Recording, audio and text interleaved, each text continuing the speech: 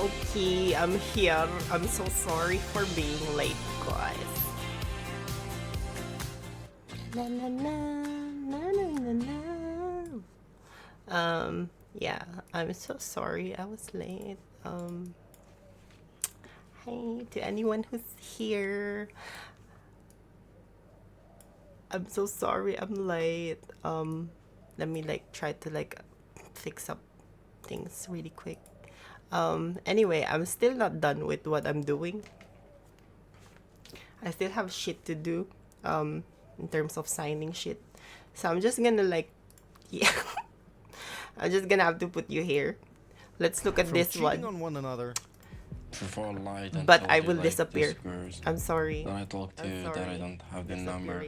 I had I them. have to sign some shit. To I have to faking wash their my own face death. again. Nicole has been accused again. of spreading I have to wash misleading my and face as outright well. false information, even regarding serious matters like her own and her ex-partner's alleged deaths.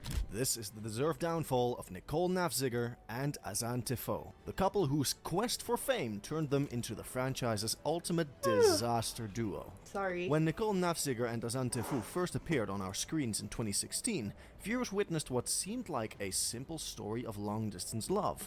But what unfolded over the next 5 years became one of 90 Days Fiancé's most uncomfortable and controversial storylines. Like to go to gym and to not be lazy. And I'm not lazy. sometimes you are. Do you know you're asking of me right now? This is the story of two people whose quest for love turned into a public spectacle of manipulation, cultural ignorance, and desperate attention-seeking that ultimately destroyed any sympathy fans might have had for them. Nicole Nafziger was just 21 years old when she met 23-year-old Hassan Raouni, known as Azan from Agadir, Morocco, on a dating app. The single mom from Bradenton, Florida, was immediately smitten with the handsome fitness trainer who seemed to offer everything she was looking for in a partner. He is tall, dark, and handsome. We got that that personal trainer body, and he's just... What started as online dating quickly escalated into Nicole believing she had found the love of her life. After just 2 months of digital romance, she was ready to fly halfway around the world to meet him, leaving her toddler daughter May behind with family members. But their very first meeting would set the tone for years of uncomfortable television. When Nicole finally arrived in Morocco for their first face-to-face meeting, the cracks in their relationship appeared immediately. Upon seeing Nicole in person, Azan's reaction was telling. While he managed to call her pretty and cute to her face, his private confession to the cameras revealed his true feelings. When I see all her body, I was surprised that she's big a little bit. This moment became the foundation of their entire relationship. Azan's thinly veiled disappointment with Nicole's appearance and her desperate attempts to win his approval. The cultural differences that would plague their relationship also emerged immediately. Nicole, used to American dating culture, wanted public displays of affection and romantic gestures. Azan, citing Moroccan customs, refused to show affection in public, creating constant tension. One of the most uncomfortable scenes came when Nicole pushed Oh yeah, I remember this bit. That for was physical so affection, uncomfortable. only to have Azan tell her she needed to adapt to his culture for at least a month. When Nicole questioned why she should change when he supposedly loved her as she was, Azan delivered a crushing blow. Well, if I say stuff like this, it doesn't mean that I don't love you, okay? I just But want I'm not your perfect woman. But I love you in a way.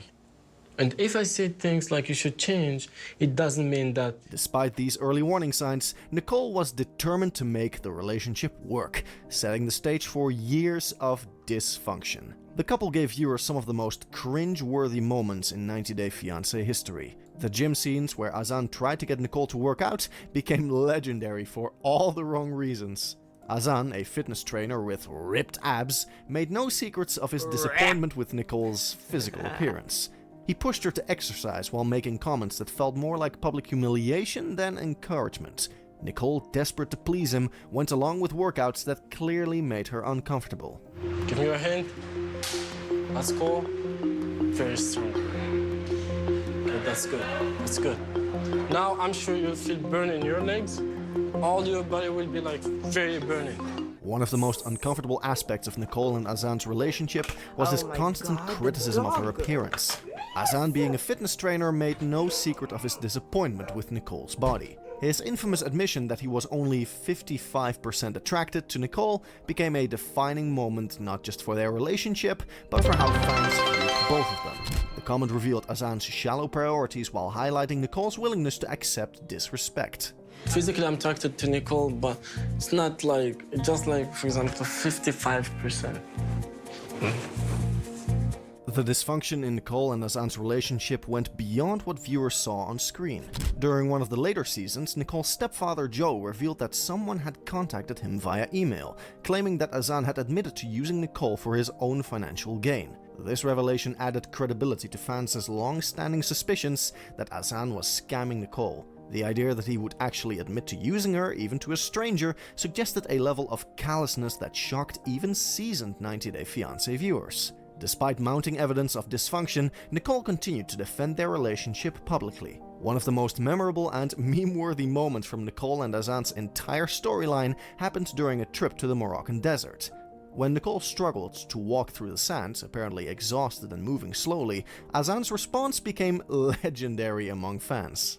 Almost there, Lizzie. Oh my gosh, Lizzie. When I hear Azan say that kind of stuff, it just makes me feel like maybe I'm not good enough. His dismissive comment perfectly captured the dynamic of their entire relationship. Here was a man showing zero compassion or understanding for his supposedly beloved partner, instead choosing to mock her in front of cameras. The moment became so iconic that it's still referenced by... They send me like shit tons of policies that I need to sign one by one. So I'm just gonna be like, you know, I look clueless, but 90 Day Fiancé fans years later. It represents everything wrong with their relationship. Azan's lack of empathy, Nicole's willingness to accept poor treatment, and the uncomfortable viewing experience their toxic dynamic created. Viewers were outraged by Azan's behavior. One remarked that the way he spoke to Nicole was disgusting, and if their own partner treated them that way, they would be on the next flight home. Another noted that Nicole trudging through the partner, instead choosing to mock her in front of cameras. The moment became so... Oh, I think I've seen this one. Ooh, your new monitor. Okay. How is it working? iconic that it's still referenced by 90 Day Fiancé fans years later. It represents everything wrong with their relationship. Azan's lack of empathy, Nicole's willingness to accept poor treatment, and the uncomfortable viewing experience their toxic dynamic created. Viewers were outraged by Azan's behavior. One remarked that the way he spoke to Nicole was disgusting, and if their own partner treated them that way, they would be on the next flight home. Another noted that Nicole trudging through the sand while Azan mocked her perfectly symbolized their entire relationship. Her struggling while he offered no support. Oh shit, this is so hard. Oh my god. If you do big step, then it will be good. I'm not a soccer player, babe. For many, this moment marked a turning point. Any initial sympathy they had for Nicole faded as they watched her tolerate such open disrespect, leaving fans questioning her judgment and priorities. By now, viewers were witnessing a pattern of behavior that made many uncomfortable. Nicole's mother began expressing serious... Are you watching me at the $200 monitor? You should watch me at the $200 monitor to see if the quality is His good. doubts about Azan's Maybe it will make intentions. me look pretty. Her mother refused to contribute any money toward bringing Azan to America, stating bluntly that she didn't believe he truly loved Nicole. I don't think it's an ideal situation. I think it needs a little more revisiting. I know you love him, but I'm not convinced on the other side. You're not convinced that Azan... Oh, big guy, you get it down too. But yeah, this is why like people should like look into like, I think body matters as well, because the body tells a lot about like say aesthetically, like body building your body, you know. I'd say like that's a big deal. Like that's a big deal to a lot of people. There are a lot of people who are like they prefer the more active sort of things. That from my experience at least, they want to be more active. Where there are also these people who are, you know, you just want to chill after, especially if you had an exhausting day at work. You just want to relax. But some people whenever you go to the gym, that's their way of de-stressing themselves. People need to understand that there are different sorts of people, you know. And that's what I noticed with this Nicole and Azan dude. Like they are more it's like just incompatible with not only lifestyle but culture as well. Like if you actually look at it. loves Nicole? I am not convinced that Azan loves Nicole. Also, how is it looking at me from the monitor? Is it good? Is it good? I mean, I know I'm good, but how's the monitor good? The $6,000 beauty store scandal became a major Oh storyline. my god, yeah, this. Oh my god, Nicole I've had heard admitted of the this one. store didn't exist, but reports suggested the money might have been used for something else entirely.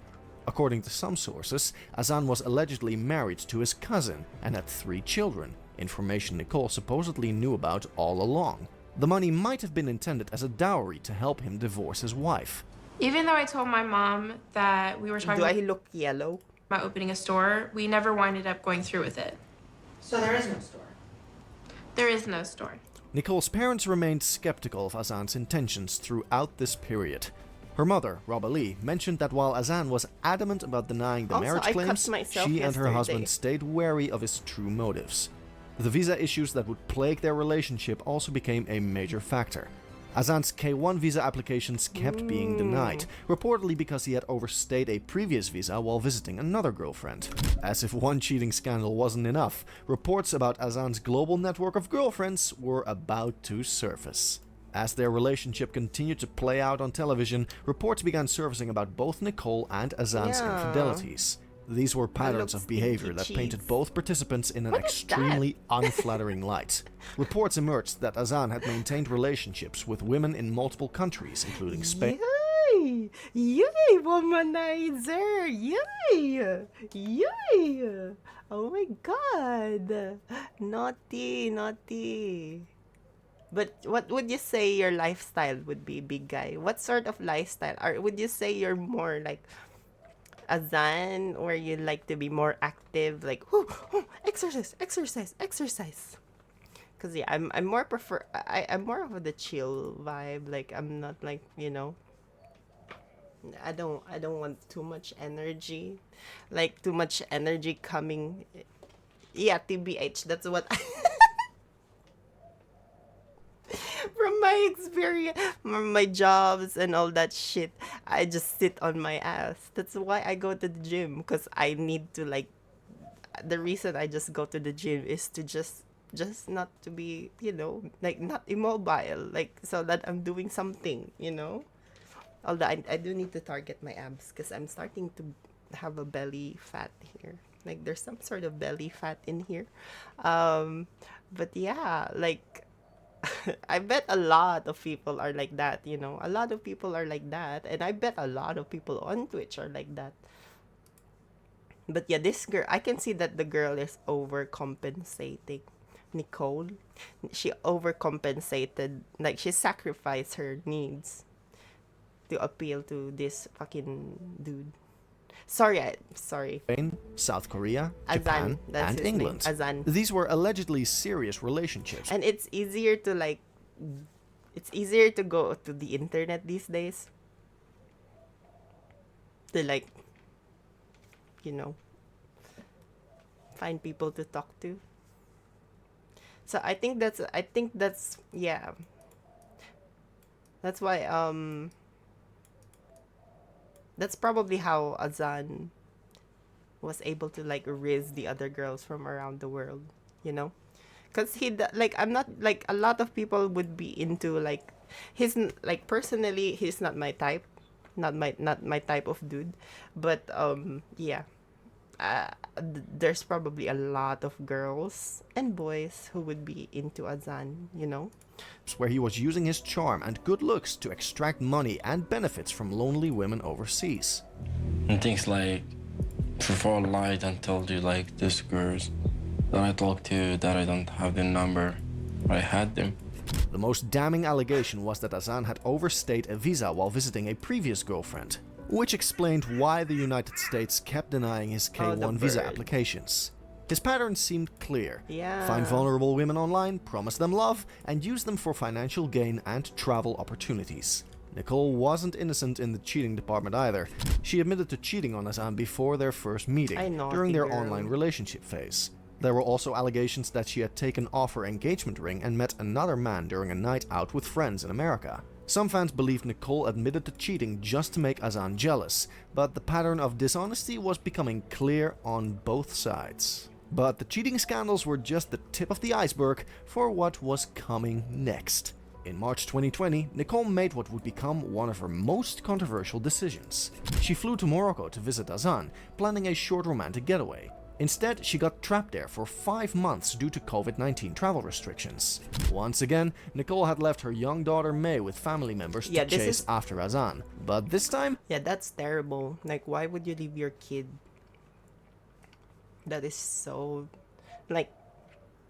very, very... very bad. Very bad look.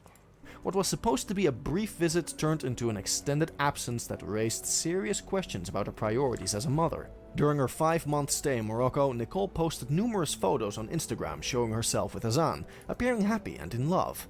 But fans weren't buying it. Many questioned why she seemed so content being away from her daughter for such an extended period. When Nicole finally returned to America in August 2020, she hinted at a possible return to reality television. But by this point, fan sentiment had shifted dramatically against her. Her decision to abandon her daughter repeatedly for a man who clearly didn't respect her had destroyed much of the sympathy she once received. Nicole's post-show behavior would soon prove that the cameras had been the least of her problems. After her return from Morocco, Nicole embarked on what can only be described as a systematic campaign of deception designed to generate income through social media manipulation. Nicole began posting clickbait content that suggested Azan had died. She would share photos of them together with #RIP hashtags and captions like "I am devastated to confirm he passed away," then include links in her bio that led to generic celebrity death articles that didn't mention Azan at all. This wasn't a Maybe she got hacked. one-time mistake. It became a pattern. Nicole would regularly post content suggesting Azan's death, wait for concerned fans to click her links, and then quietly move on without explanation. The emotional manipulation was obvious and cruel. Nicole's clickbait schemes extended beyond Azan. She posted misleading content suggesting other 90 Day Fiancé cast members had died, including Angela Deem. She even shared a clickbait piece about cast member Jason Hitch's actual death, which led to fellow cast member Cassia Tavares publicly calling her out. The backlash was so severe that Nicole temporarily disappeared from Instagram. Adding to her repertoire of deceptive content, Nicole began posting sonogram pictures and pregnancy hints, only to later deny being pregnant. She would use these fake pregnancy announcements to drive traffic to sponsored content, essentially monetizing the emotions of her followers. Perhaps most disturbing was Nicole's willingness to use her daughter May for clickbait content. She posted "Pray for May" content that made followers believe her daughter was in danger or seriously ill, only for it to be revealed as another traffic driving scheme.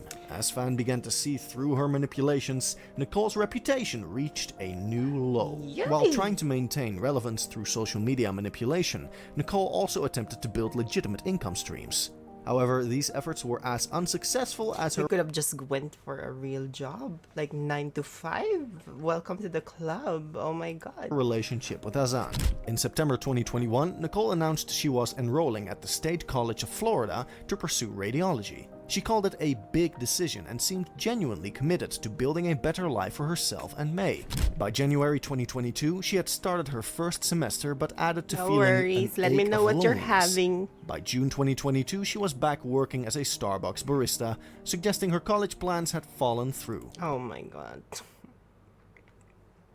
You know, I kind of like, oh my god, you do have those times where you thought you could be something, but then you start experiencing it. Or you could be like a lot of things, but you gotta pick one. You cannot like pick everything, because if you pick everything, you'd be so exhausted, you'd be burnt out. Nicole also tried Twitch streaming and promoting her mother's Etsy store, SRQ Oh, Twitch. Quilter. These Like efforts seemed me. more legitimate than her clickbait schemes, but apparently didn't generate enough income to support her lifestyle. But Nicole's desperate attempts at relevance were about to face their biggest challenge yet. Azan began charging a shocking price for his cameo videos, which left fans scratching their heads. Despite being only 55% attracted to Nicole, Azan seemed determined to capitalize on whatever fame their toxic relationship had brought him. A man who had shown such disdain for Nicole throughout their relationship was now trying to profit from the very fame that relationship had brought him. His expensive cameo rates became another source of mockery from viewers who remembered his cold treatment of Nicole. But all of these attempts at rebuilding her life were overshadowed by the inevitable end of her toxic relationship. In July 2021, after 5 years of a turbulent and often drama-filled relationship, Nicole and Azan officially decided to call it quits. Their breakup was announced through a carefully worded statement that aimed to soften the blow and present their split in the best light possible. Nicole shared that the two had chosen to go their separate ways, explaining that while there had been a lot of love and respect between them, they also had their share of flaws and problems. In the end, they simply couldn't keep moving forward together as a couple. She acknowledged that the news might come as a shock to many, especially since they had managed to stay together for so long despite constant rumors, long-distance struggles, and cultural clashes. Nicole asked that, as they both began the process of moving on and healing, people give them space and not continuously bring up the breakup. She closed her message by expressing gratitude to those who had stood by them during their time together and those who would continue supporting them as individuals going forward. Despite the diplomatic language, fans weren't surprised by the breakup.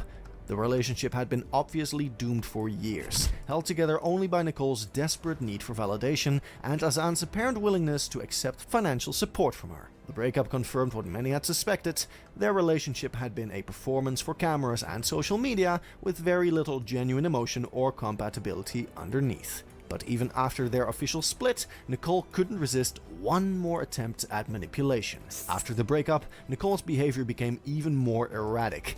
Her clickbait posting intensified, and her credibility reached rock bottom. She began turning off comments on her social media posts because the criticism had become overwhelming. Her most recent Instagram post was in August 2023, and she hasn't maintained any consistent social media presence since then. Her attempts at college and legitimate work seem to have failed, leaving her future uncertain. Azan has largely disappeared from public view since the breakup. His social media accounts have been inactive for extended periods, leading to speculation that he's moved on to other relationships or business ventures away from the public eye. His absence from social media actually helped fuel Nicole's death hoax clickbait, as fans couldn't verify whether he was alive and well. The question remains: did Nicole and Azan get what they deserved? Looking at Nicole and Azan's story from beginning to end, it's clear that both participants made choices that ultimately led to their current situation. Their downfall wasn't the result of bad luck or outside forces, but it was the natural consequence of their own behavior. Nicole consistently prioritized her relationship with Azan over her responsibility as a mother. She repeatedly left her daughter May with family members to chase after a man who showed her little respect or genuine affection. Care about me.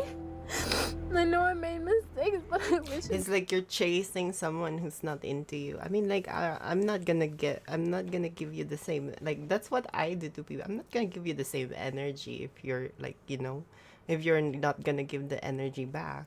I mean, like, yeah, there's boundaries and all that stuff, but, like, why would you just, like, waste your energy on someone who wouldn't even, like, show you a little bit of, I don't know, 55% of appreciation. That's not even a whole number. Like, it could have been like, it could have been like, I don't know. It has to be one. It has to be 100%.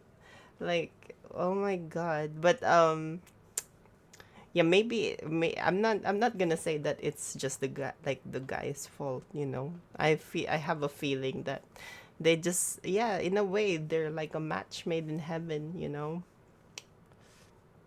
for a bit, like a match made in heaven for a bit. It's not fair for him to be just Oh boy. trustful and disrespectful to me just because of what I did. Her willingness to send thousands of dollars to someone who was obviously using her showed a level of desperation that was uncomfortable to watch. But her post-breakup behavior, the clickbait schemes, fake pregnancy announcements, and death hoaxes revealed someone willing to manipulate others' emotions for financial gain. Azan's behavior throughout their relationship suggested a calculated approach to extracting maximum benefit from Nicole while giving as little as possible in return. His constant criticism of her appearance, his refusal to show genuine affection, and his apparent network of international girlfriends painted a picture of someone who saw Nicole as a means to an end. Nothing. I'm not talking to you because you don't know how to talk. I don't know how to talk. Are you serious? The only thing that you can Don't, do is no. yelling Don't or even, shouting. don't even. just crazy. His admission that he was only 55% attracted to Nicole while continuing to accept money from her 50-50. showed a level of emotional cruelty that was hard to watch. Nicole and Azan's storyline became a cautionary tale about how the pursuit of reality TV fame can corrupt genuine human connections. Their relationship felt increasingly performative and fake as seasons progressed, contributing to viewer fatigue with obviously scripted storylines. Their behavior also normalized some troubling dynamics: financial exploitation, emotional manipulation, and the prioritization of social media attention over real relationships and responsibilities. What if we are married and have an argument or something? Are you just gonna go out and do it again? I'm sure that won't happen again. I know we did like more than one time, but I'm sure like things will be different. I'm sure about Do it. you know how I feel right now? Nicole and Azan's story serves as a perfect example of how not to handle reality TV fame, long-distance relationships, and social media presence. Their downfall offers several clear lessons. Reality TV works best when people are real, not when they stage fake moments for attention. Yeah. Viewers can always sense the difference between a genuine connection and one performed for the cameras. In Nicole's case, choosing romance over her daughter's needs and spending long stretches away from May hurt her far more than any on-screen drama. Her time on social media only made things worse. Clickbait stunts like faking a death or pregnancy may have grabbed attention in the moment, but they destroyed her credibility for good. Love alone was never going to save a long-distance relationship built on cultural clashes, mismatched values, and uneven attraction. I feel if she wants me to be like her father, she need to respect my idea too. That's how we do it in Morocco, you know. I need to tell her what to do too, you know. In the end, Nicole and Azan's downfall feels entirely deserved. They exploited viewers' emotions, normalized unhealthy relationship dynamics, and prioritized fame and money over genuine human connections. Nicole's current obscurity and damaged reputation are the natural consequences of years of poor decisions and manipulative behavior. Azan's disappearance from public view suggests he's moved on to other schemes away from the spotlight. Their story stands as a reminder that reality TV fame is fleeting, but the internet never forgets. The choices they made during their 5 years in the public eye will likely define their legacies forever. Sometimes people get exactly what they deserve. In Nicole's and Azan's case, their deserved downfall serves as a cautionary tale for anyone tempted to prioritize attention and easy money over authenticity and genuine human connections. The boy who cried wolf eventually lost all credibility. Nicole and Azan's version of that story played out on national television, and the ending was just The ending was entertainment for us. Woohoo! But yeah, thinking about it now, because like, you know, like is culture a reason to like, you know, the fact that there's a lot of interracial relationships these days and all that shit. I don't think one should, like, you know, especially when you're in that sort of like, you both have different perspectives and all that. There always has to be some sort of like understanding and compromise. That's what I'd say. Like understanding that like someone else had the world a little different than you did, and compassion to like, you know, help them understand it on your side as well. I've never been like, what they call this? Well, actually, come to think of it, one of the reasons why I got diagnosed with depression as well was because of the culture shock I experienced living here, and the level of like, nah, not the level. I'd say like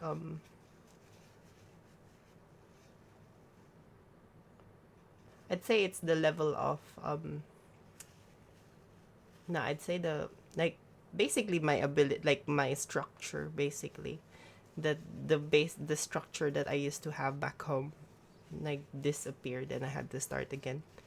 So yeah, I don't know what I'm trying to say, but yeah, anyone who in interracial relationship, like any, like, you know.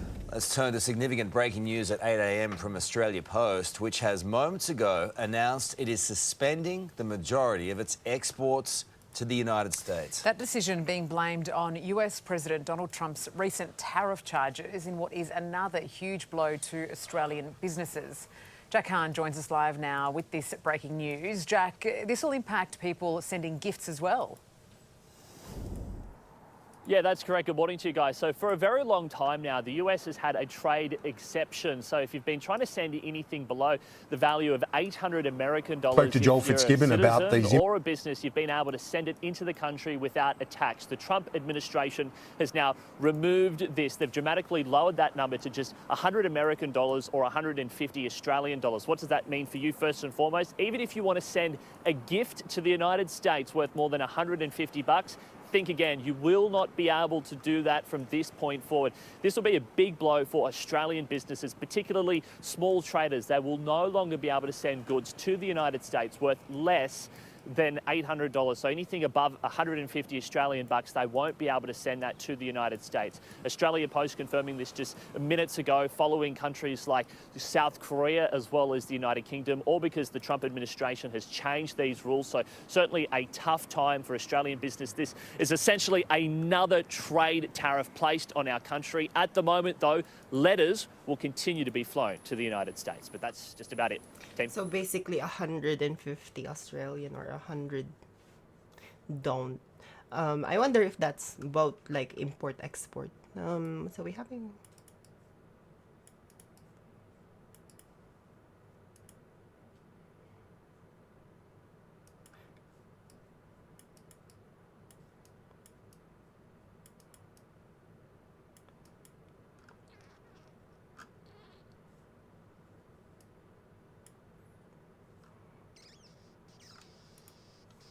Bit to get your head across, isn't it? Thank you, Jack.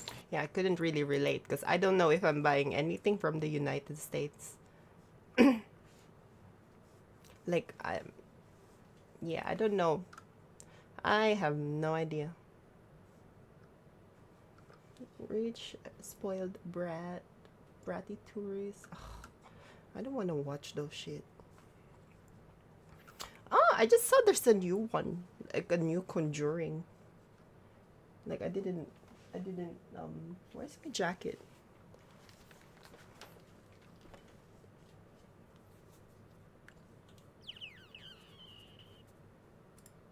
A usted ahora lo lleva a migración. Ya, pero yo tengo un hijo, tengo familia aquí, tengo hijos, no pueden deportarme, po. La verdad, ustedes se van aquí para atrás a Argentina. ¿Deportar? On June 25, 2024, Charlotte County deputies responded to reports of two women shoplifting thousands of dollars worth of merchandise at a Burlington store. As one deputy approached the first suspect, she immediately tried to play dumb by speaking Spanish. But the deputy had a huge surprise for her. Hey, how you doing? Can I talk to you real quick? I don't want to watch this cop shit, but I'll watch it. I'm kidding. No, I don't want to watch it. I'm gonna skip it. Just because Aussie Traveler shuts down. Oh, Aussie versus USA. Yes. And An Aussie traveller has stepped in to help staff after an American tourist had a meltdown over a bathroom door that jams into the bed in Vietnam. The holiday blow-up has now gone viral after Queensland. How is he gonna poopy? Oh, poor guy. How is he Man gonna Cole poopy? Lee filmed the American aggressively yelling at hotel workers. You open up the door to go to the bathroom, it's jammed against the bed. I have to go in sideways to get into the damn bathroom. Excuse me. Why is he getting pissed? You could have just said, "Hi, I'm having some issues. Are you able, like, hello, reception." Like, I get so shy when I fucking go to reception, like, to ask that sort of shit. I'm not gonna lie. Like, usually. Or, you know, like, offer a solution yourself. Like, can I move to a different room? You know, like, it depends on how you treat people. And yeah, I work at the motel. I've worked at the motel as a housekeeper and a receptionist. So I'm talking. Don't be rude. In Australia, they just knock you out if you talk to someone like that. I could go on and on and on, but it just. Please don't. No. Yeah. The deadpan delivery. That's polite. That's kind of polite for the Aussie to say. He didn't he wasn't, you know, he didn't give the same energy, basically. Didn't give the same energy, but kind of told him off. Like, that's a little disrespectful, a little bit in, you know, just because you're fucking, like, wherever you're from doesn't give you the same, like, entitlement. Yeah. And it's kind of understandable sometimes how, whenever you're stressed and all that, but you need to catch yourself when you're doing that. Like, oh shit, wait, maybe I'm being a little bit of a bitch, you know, like, wake up. That's what I say. Has racked up thousands of views online, with social media users praising the Aussie for his response. We've all met a traveller like that, haven't we, at some point? Obnoxious. That is not a lot, though. It's so crazy. See, this got to, like, news. This is why I'm telling you guys, like, the Australia's media industry is, like, kind of, because honestly, they're just running out of shit to put on the telly. So they just fucking put random shit they collect on TikTok or whatever. Oh my god. I can't believe. I cannot. Ooh. Plug-in problems. Since she bought her electric car, Emily Hampton says she has seen a significant drop in her monthly spending. I mean, that's the pro. She says there's also a major downside: the constant negotiating and back and forth with other drivers she says she experiences at local charging stations around Los Angeles. But even early in the morning, often I'll encounter like between 1 to 5 people waiting in line, and often there will be, 2 to 3 stations working out of 4. Emily's story is not unique. The I-Team visited electric chargers owned by different companies from the San Fernando Valley to Hollywood and heard similar concerns. At least here, we're kind of like in one line. I mean, the other place that I go to, it's just a hodgepodge in the parking lot. I mean, people get into fights sometimes. The state tells the I-Team the demand for more electric vehicle chargers is high, in part because right now about 1 in 4 new vehicles sold in California are zero emission. Since she bought her electric car, Emily Hampton says she has seen a significant drop in her monthly spending. I mean, that's the pro. She says there's all... Sorry, that just looped again. Maybe get an... I thought they have like an electric charger at home. Like, I thought they could do that. I guess like not a lot of them has that, Come to think of it again. Babe. Can you get... That's weird, hold on. I'm not getting any response on the controls here. Can you grab the checklist on the side? Sorry, babe. Just don't panic. The next one, over. Page 2, we might have to land in the field. I'm not even kidding you. This is forced landing. Yes. Verify flight ring is engaged. Got it. Initiate ring engagement process. Follow steps 11 to 14. Okay, got it. Select resolve both checks. Oh, we're getting some response. You're lying. What's go on? There's a pass. Go on, please. I hate you. Time. Can you please tell me, could you keep reading to the stat time? Will the pilot in command love the passengers forever? Check. Done. And idiot. That's sweet. That's so sweet. Oh, bitch. Amazon gift card. There we go again. Wow. Yeah, that is so, like, yeah. Putting you in the sort of... Say yes or it's going down. Say yes or it's going down. I mean, that's a... I was expecting the guy to, like, have some sort of, like, you know, like I don't know, like a field where it's like, will you marry me? But that's actually, yeah, that's not bad, you know, that's cute.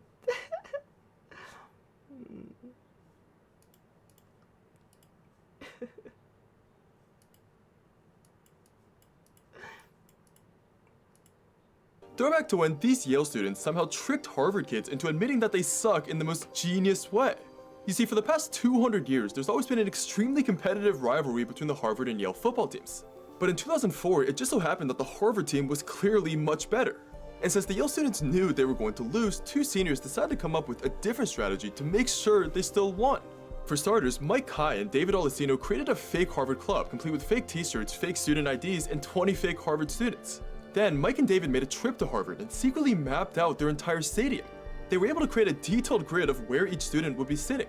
And on the big day of the game, they were ready. Using their fake t-shirts and IDs, their fake club was easily able to infiltrate the Harvard side and pass out 2,000 posters to the clueless students. Whenever anyone asked, Mike and David said the posters would spell out, "Go Harvard." And by the time the Harvard students finally realized what it really said, they'd already lifted their posters and admitted they sucked 3 times. Although Yale ended up losing 35-3, their students still insist that they won to this day. Ha ha. Ha ha.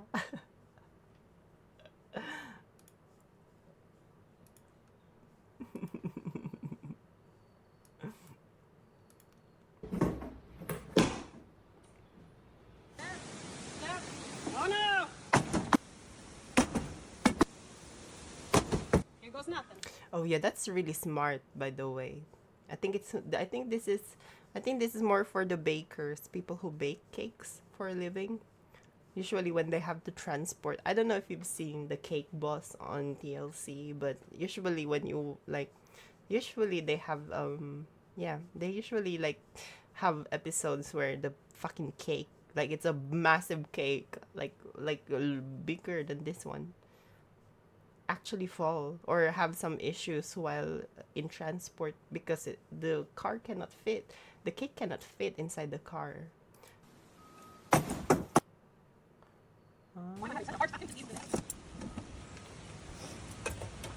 Ooh, it's still there. Oh.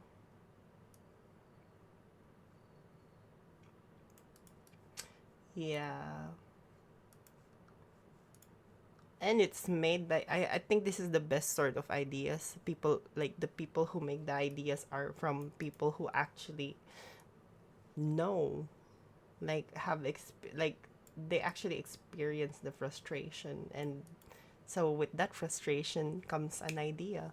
It's amazing. I have a question. Why is SpaceX building the biggest rocket ever? Starship is 123 meters tall. That's like a 40-story building, taller than any other rocket in history. And it has 2 main sections, the spacecraft, which can carry an insane 150 tons of cargo, and an estimated 100 passengers. For comparison, the number of passengers for previous rockets is 4 to 8. And then there's the detachable rocket booster, which carries all the fuel and is powered by 33 of these engines. Each is twice as powerful as the ones used on the Falcon 9 rockets. Together, it's cost them over $5 billion and taken over 10 years to make. The plan is to prove that you can reuse the full Starship, which reduces launch costs, and then to use it to launch satellites and do cargo missions for NASA, and then help put humans back on the moon as part of NASA's Artemis 3 mission, and perhaps, eventually, beyond. It is day 2 of our honeymoon. We are in the beautiful Montenegro with the Hyatt Resort in Kotor Bay. All right, guys, a little company update. John is no longer with us. We had to let him go.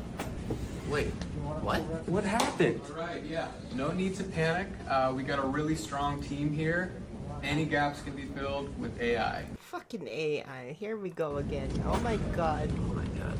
So, apparently, we fired the most important engineer on the team. Rumor has it they caught him moonlighting for 3 separate companies. The only problem is the entire code base basically runs through John. Ha.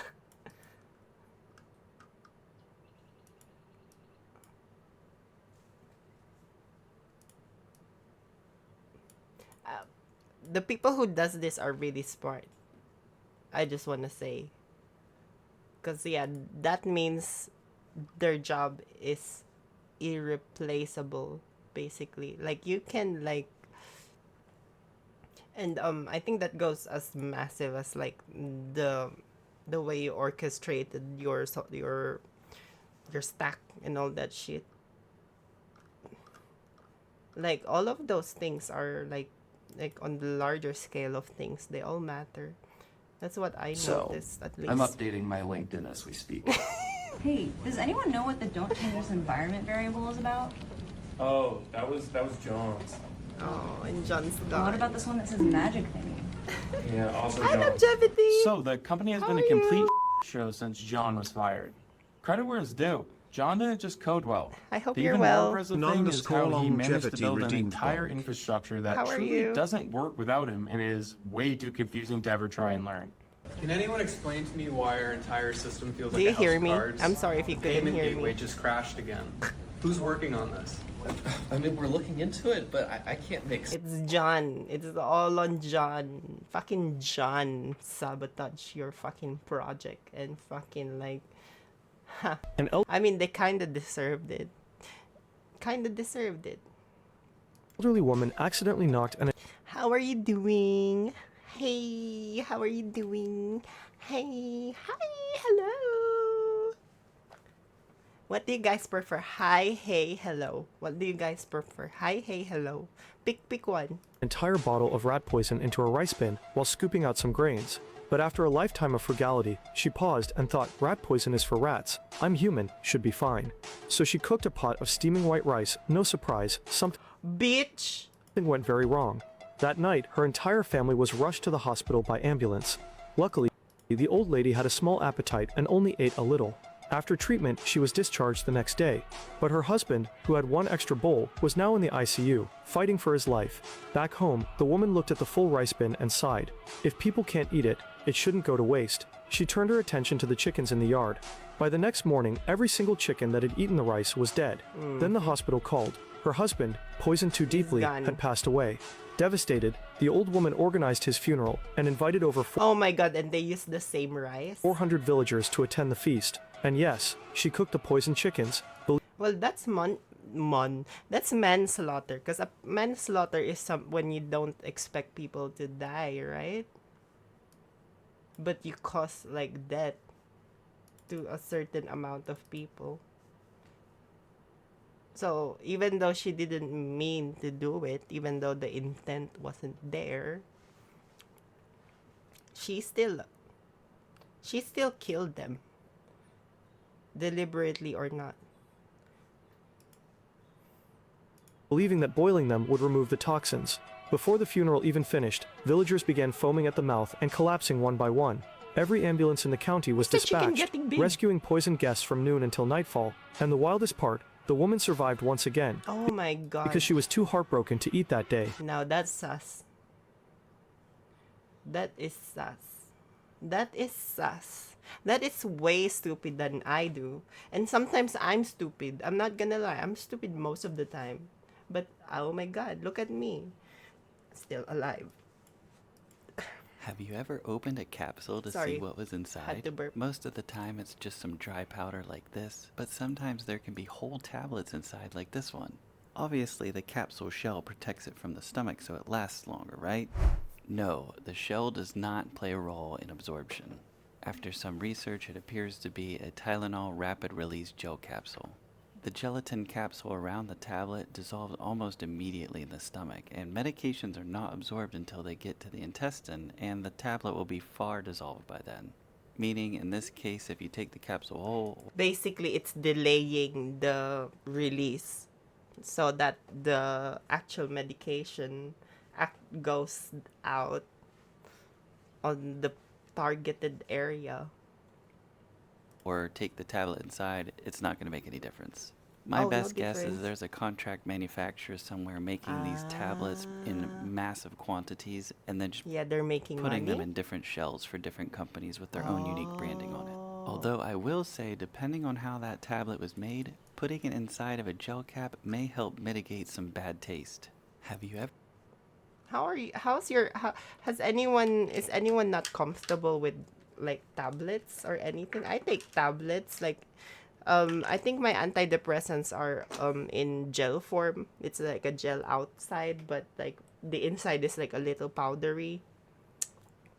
But my anxiety one is more my HRT anxiety ones are tablets like spironolactone. So I'm just like, now I'm wondering, but it could be the money as well. I have a feeling it's the money as well.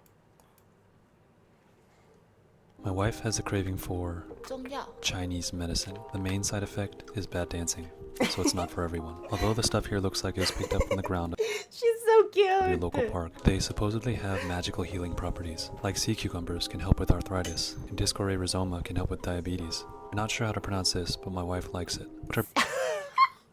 Prescribed something to help with inflammation and also to put her in a better mood, so we delivered the ancient scroll to the lady wearing dragon scales. Do you guys know that this sort of this sort of medicine, like this sort of like, they're kind like what do you call them? It's like they're not regulated in Australia, but they're still like recognized by GPs and like different like alternative medicine. I think that's what they call them. Basically, if like because there's something called like the placebo effect actually works. Like if sometimes it's all in the head, like it's all in the perspective, I guess. I don't know. After a quick argument, they began preparing our prescription.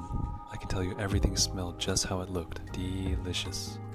The craziest ingredient were these spiky balls, which are also on sale outside on my street for free $99. But the joy on my wife's face, priceless. How much was it? After hearing the price, I decided to grab some more ingredients to put me in a better mood. The only side effect is now I have to sleep in the garage. Is this is for the park? It looks like it's from the park, huh? Yes. How much did you spend? How much did How much did she spend? Today we're getting a chair for my new seating area where I'm gonna eat and sit. Yeah, eat and sit. Anywho, I've been measuring it out and I kind of know how it is. It needs to be less than 35 inches.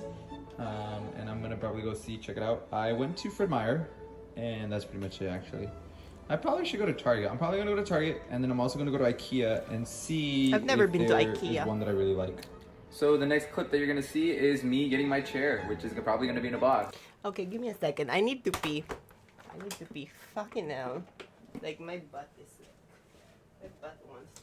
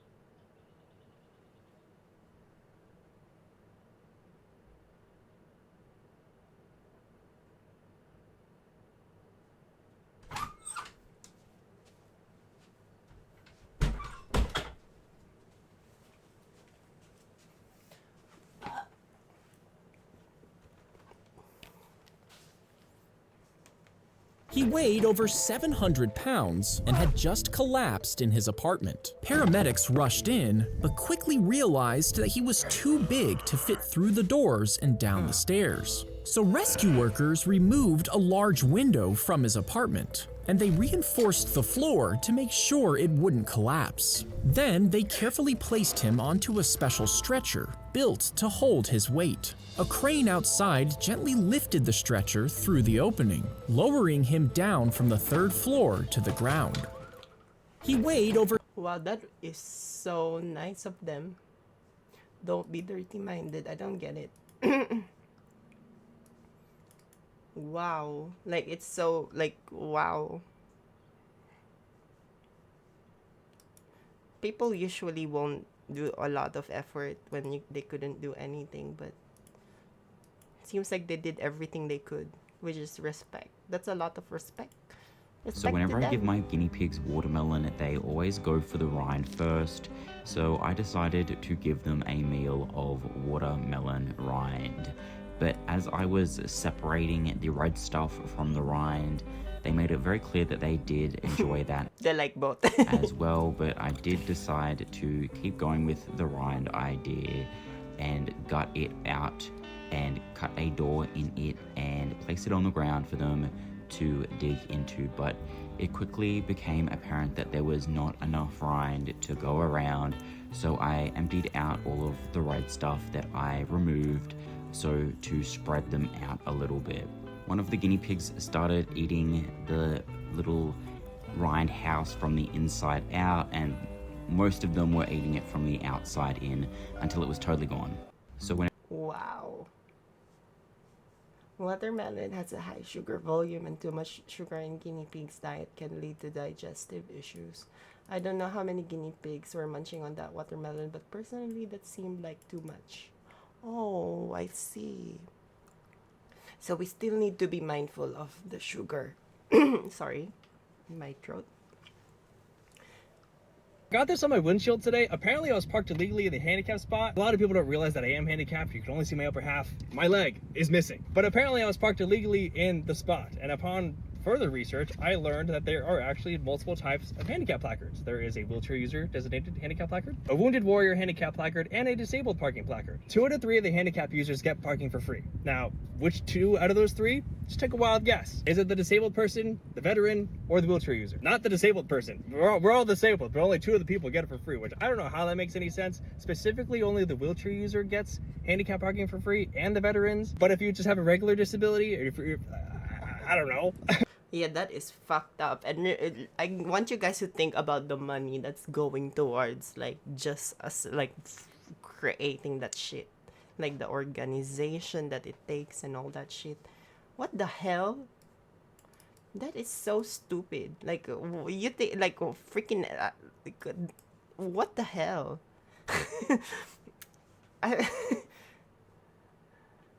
Oh my god. I don't know how it works. There's a wheelchair on this, and I am a wheelchair user. I use my wheelchair if I That is so stupid, honestly. walk. There's times where my leg is really so uncomfortable. But apparently in the state of Oregon, I'm not disabled enough to qualify for free parking, which is ridiculous. I just want to use my cancer perks where it is due. You know how much money that I've spent on medical bills? I think we should get a few perks. Yeah, what a really nice way for the government to remind someone of what they're missing on. You know, like, thank you. Like, I'm sorry, I'm being sarcastic, but, like, what the hell? Like, that is so dumb. And that's where the money is going at. Like, that's where the money is going at. Like, you're wasting your money on those sort of shit. Like, extra bullshit. I bet you there's a lot of these sort of, like, it's not really, like, just for handicap or, like, disabled people. But I'm gonna guess it's, like, other things. Like, say, HOAs and all that shit. Well, HOAs are more private to think about it. But something more government, like social services and social services. No, social services is more for welfare. Thinking about it now. There's nothing I dislike more than corporate jargon. Here are my top 4 corporate jargon slogans that I dislike the most. Number 1, there's a lot of moving parts. Because honestly, that is just code for everything is disorganized. Everything is disorganized and no one knows what they're doing. That's just say that. Just say no one knows what they're doing and this whole thing is disorganized. I can't stand when people say that. Number 2, low-hanging fruit. It just sounds racially. Wait, what's no the one knows. It's first? just code for there's nothing I dislike more than corporate jargon. Here are my top 4 corporate jargon slogans that I dislike the most.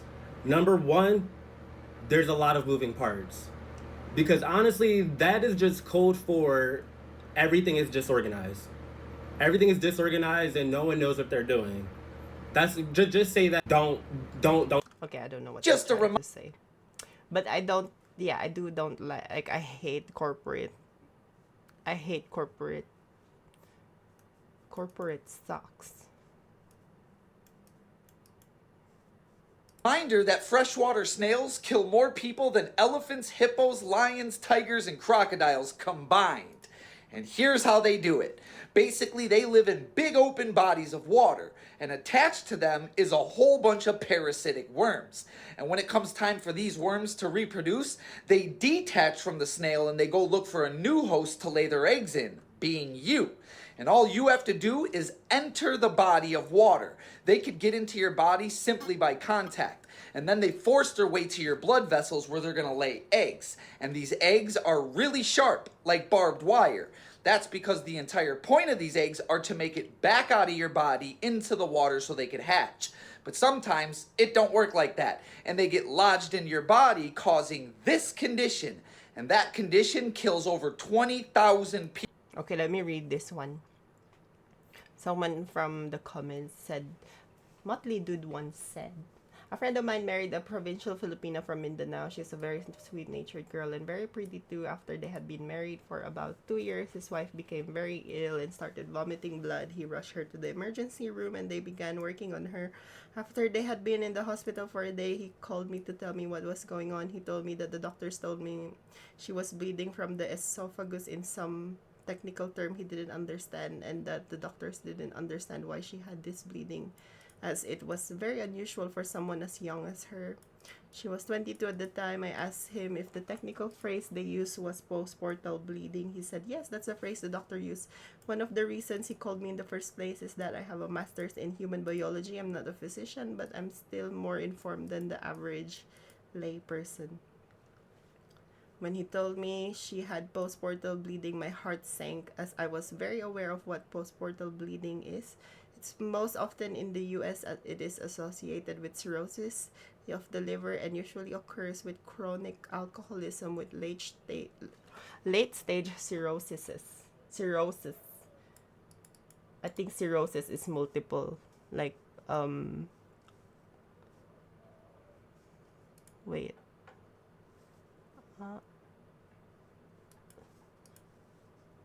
That's why the doctor was baffled, because she had no history of alcoholism and she was far too young for cirrhosis, but scans of her abdomen showed that both her liver and spleen were badly scarred. The reason my belly sank is that 50% of the time, postpartum bleeding is fatal. So I hit the stacks, and because she was from the Philippines, I started looking for tropical diseases that had these signs and symptoms. I couldn't find anything. After a while, I gave up on tropical diseases and had the idea to look at tropical parasitic infections, and boom, that's when I found schistosomiasis. It fit all the signs and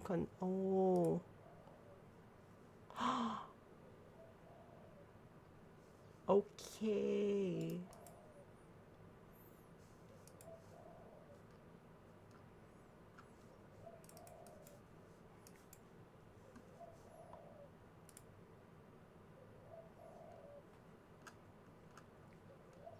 So this is the process.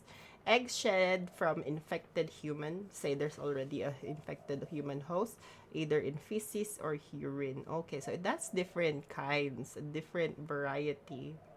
Venoplexus of bladder, egg shed in urine. Mesenteric venules of bowel rectum, laying eggs that circulate to the liver and shed in stools.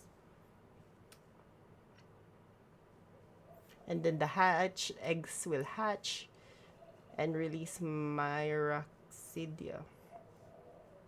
And then it goes to the snail, okay? And then it stays to the snail until sporocyst, successive generation, free swimming, release from snail into water. So okay, so they're ooh, that's so dangerous. It just schistosoma eggs are eliminated with feces or urine depending on the species.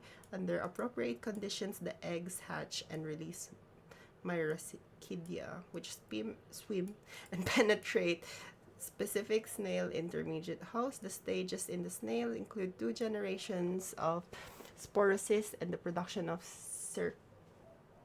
cercariae.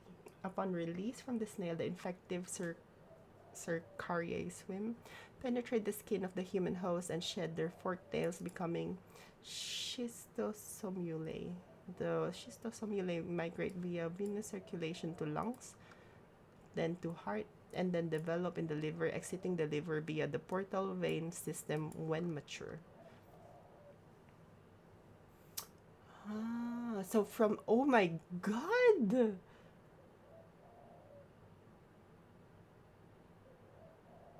For instance, it's more frequently found in the supremacy of draining the small intestine, and S. masoni occurs more often in the inferior mesenteric veins draining the large intestine. However, both species can occupy either location and are capable of moving between sites.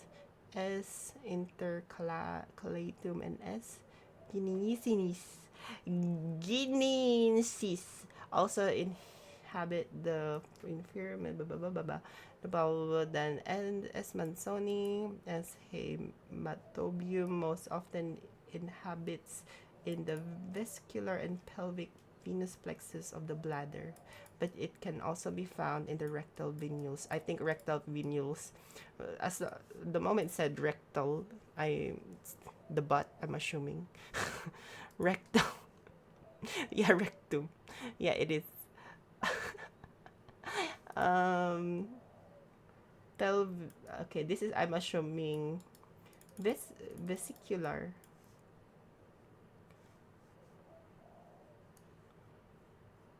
Okay, so vesicles are like the top layer. Okay. That can only be boop boop boop. The eggs are moved progressively toward the lumen of the intestine and of the bladder and uterus and are eliminated with feces or urine. Oh my god. Yay. So how do you eliminate them? Clinical presentation.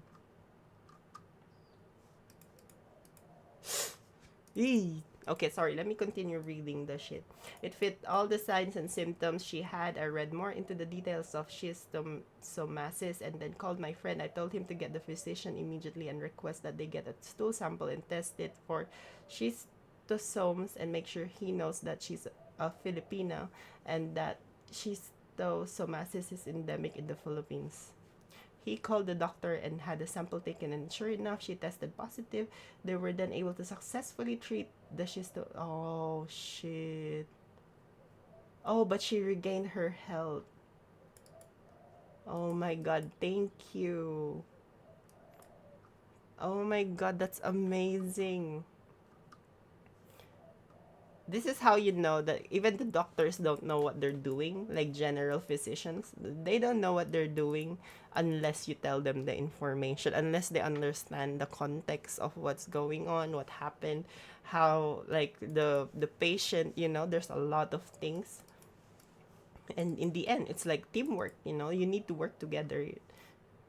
That's amazing though, how he was able to help out like that. But that is, oh my god. It's similar to the snail here, like the snail that the Australian ate and then it went to his brain and then kind of fucked him up for like the like, I'm sorry, condolence. But yeah, it's very similar to that. Whoa. So it seems like they have So I wonder how they could eliminate that. On the other hand, like, how could they eliminate it considering that the parts that it's growing at is more has a lot of native flora and fauna on it. Like it's more rainforest basically, like more where the rain, you know. I don't know if I'm making any sense, but Recently, bless. Oh my god, bless. building wooden houses has become super easy. You don't even need a single nail to build the walls. The workers simply slide wooden blocks into grooves in the right order, kind of like putting together Lego. However, because each wooden block is marked with a number, you must follow the numbers. If you put one in the wrong spot, you will have to take it apart and start Again. over from the beginning. The doors and windows I've had that experience with Legos. Like fucking hell, I hate Lego. I like the IKEA shit. Let me hide myself really quick because I'm shy now. Shy. are made to match the plan, so if you place them in the right positions, they fit perfectly without any gaps. Wooden houses built with this method are so affordable that a small one can be finished for about $3,000 only. The instructions are very easy to understand, like a Lego guide, and even first-timers can put up a house in about 3 days if they follow the steps. Recently, building wooden houses has become Buy cheap, buy twice.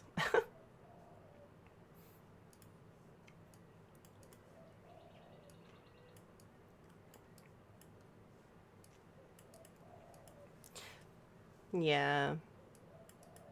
Yeah, true. Insulation as well are, and usually they have a lot of I think that's why a lot of like container homes, like tiny homes, like the whole industry around tiny homes is kind of like, it's kind of like a gray zone, you know, because they have to like comply to local local council and all that shit. They and like, yeah, I was shocked.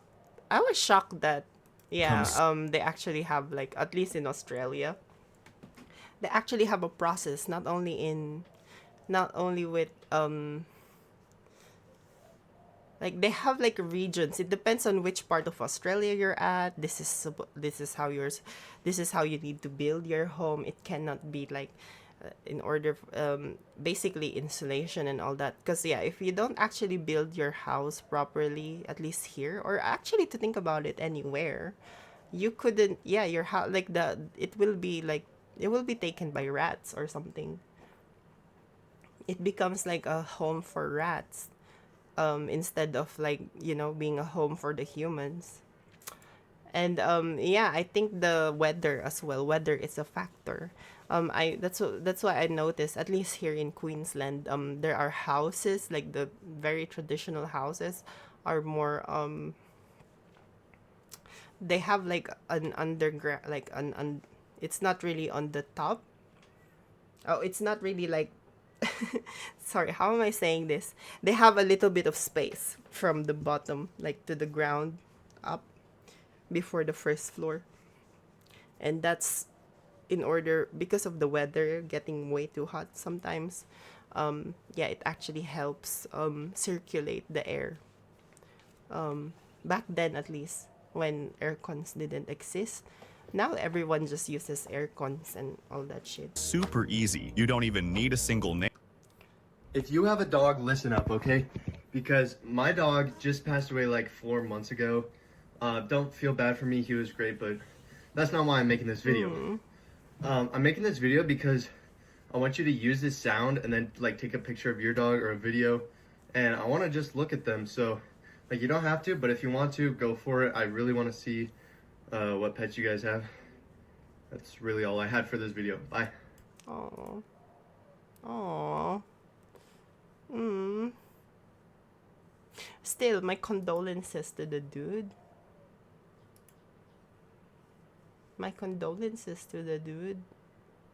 You know, actually, we're also doing red light therapy for Missy. I don't know if you guys have heard of it, but basically, it kind of like, yeah, I'm gonna look into it actually.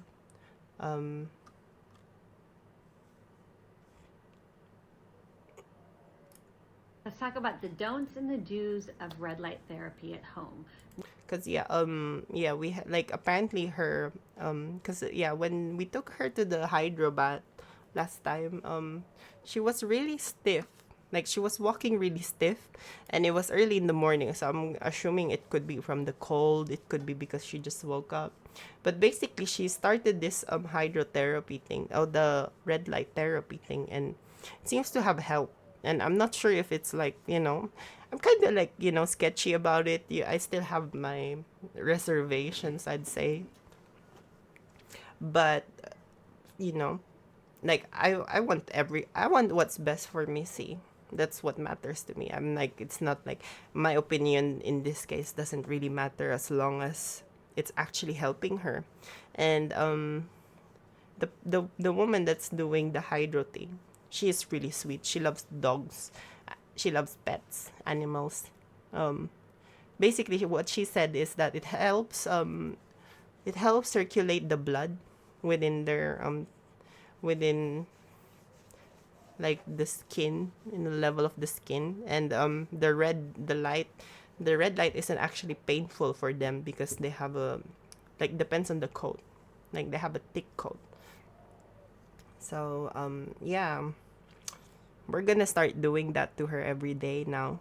I might do it on stream. Let's talk actually. about the don'ts and the do's of red light therapy at home. Number one, don't use it when you have makeup or sunscreen on. That's actually going to limit the penetration of the light, and you're not going to get a good of a result. Okay, that is not what I'm looking for. Bare skin.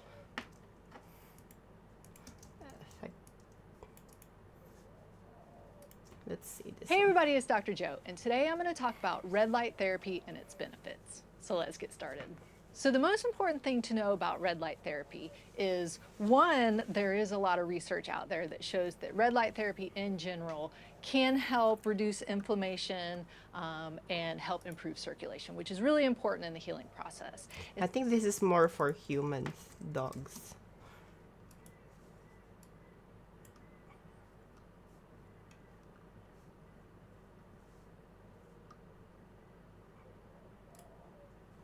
Hello everybody, welcome back to our channel. Today we... No. Portable red light. Oh, I want to check that. The brand sent me this portable red light therapy to try with my dog, and we have been doing exactly that. Yeah, something like this. That's similar to the exact thing that an they older use on dog, Missy and Moo. especially for a Great Dane, their joints and everything get stiff as they age. So I was really excited about this. I like it because it's non-invasive, and my dog actually enjoys it. She thinks she's getting massage every time I Yeah, that's use what it. it Just thinks she's being pet. So you can set the timer on it and just do 5-10 minutes, however long you want to do, and you can just place it right on the skin, and it's so easy to do. It's really quick charging, and the battery lasts a long time. I'm surprised for how long it lasts. This looks like a sponsor.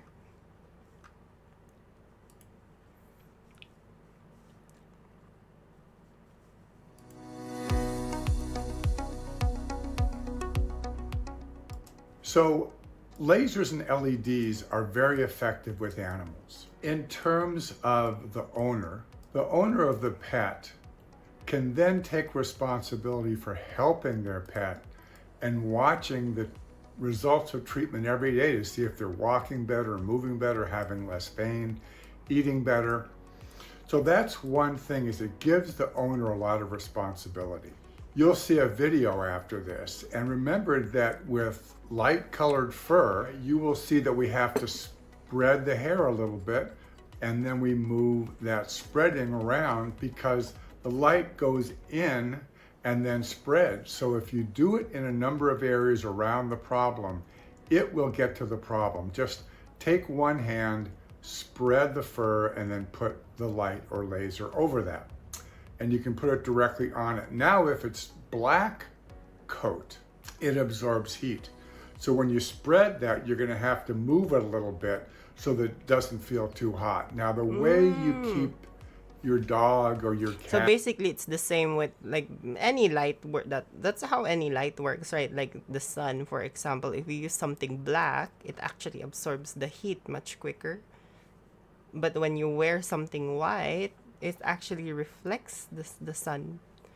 So I think it's the same thing here, except obviously it's coats. So I see. Your other Okay. animal Okay, keep that in calm mind. is give them a toy, give them a treat. Maybe somebody else Oh in your my family God. can pet them while it's being treat done. again. They If keep you have other getting animals, keep them out of the room so they don't want to play together. And those types of things are very helpful. If a dog or cat is really skittish, you may have to hold them down a little bit and give them a toy and give them something to eat. So that's how you deal with small animals. Make sure you think about the color of the fur, and the more fur, the more you have to spread that fur apart to get proper penetration. And remember also, the smaller the animal, the lower the dose, and it's by body weight. Let's say a 1-minute treatment might be for someone who's 140 or 150 pounds, 130 pounds, something in that range, sort of an average weight. If the dog is 65 pounds, about half that, then you might give them 30 seconds. If the dog or cat is 10 or 20 pounds, you might give them only 15 seconds, because the dose is proportional to the body weight of the animal. Can you part the hair?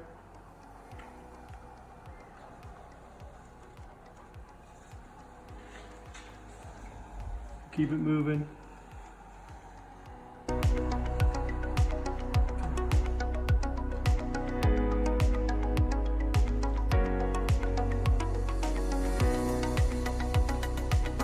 Okay, I think this is just gonna be an extra thing. The science of red light mask. Okay, let me actually I'm thinking between 1000 ants and red light mask. I'm gonna watch both, but I wanna see this first. If 1,000 ants had to fight a black now widow, I gotta what would be there. actually happen? Would the spider's venom come out on top, or would the sheer number of ants overwhelm her? Well, in this video, I'm gonna test ants against that and tons of other interesting scenarios to see how strong ants really are. The only problem is I don't have 1,000 ants. Thankfully, I found this website that sells just that. And the coolest thing is it's a mystery species, meaning we might actually get something really good. $300. Let's just add this to the cart. And I bought the most expensive shipping option to make sure the ants would arrive without any dying during the shipping. Oh, I am so excited. As long as I get a good species, it's gonna be so fun to watch these go against a black widow and everything else I have planned for them. Anyways, I brought them to the recording area and opened up the package, and I was kind of surprised by what I found. Nah, are they in here? Oh my gosh, okay, there actually is like 1,000. Okay, at least I didn't get scammed. Since they were in a pill bottle, I couldn't really get a good look at them, so I got a clear container and dumped them all inside. Instantly, you could now see the true scale of what 1,000 ants actually looks like. And at least, I think it's 1,000. I'm not counting all these guys. And after analyzing the species, I realized that these were harvester ants, which are equipped with venomous stingers. And massive mandibles, meaning yes, this was actually gonna be a very interesting video with everything I was gonna test. Now, for these 1,000 ants to be able to fight a black widow, we first need to get them in a nest. And well, everyone say hello to the Terra jar. It's like Terra Green, except I replaced the green with a jar. Anyways, let me go and dump all these guys in here. Feed free, everyone. This is way bigger than that tiny pill bottle you were in. Right away, you could see the ants starting to move around on top of the soil. Now, you might be thinking that this isn't enough space for the ants. Well, it actually is, because this is specifically designed for the ants to dig out tunnels all along the sides of the glass. And as the video progresses, we're gonna see their nest get crazier and crazier. And yeah, most of the ants were kind of going crazy trying to climb up the glass, but after leaving them alone for only a few hours, you could see they were already starting to construct their tunnel system. Each of the worker ants would pick up singular grains of sand from the tunnels, walk up to the surface, drop the sand, and go back down to repeat the process. And when you have 1,000 ants, you can see they dig out a pretty good amount in only just an hour of this time-lapse footage. Oh yeah, it's sick to see the ants already starting to build their nest, and it should be fully dug out by the end of the video. Anyways, as you know, I'll be putting these guys to the test against a black widow. But before then, I have all of these different training activities to prepare the ants for the final spider boss. Second up, we're gonna see how fast they can take down some prey. Yup.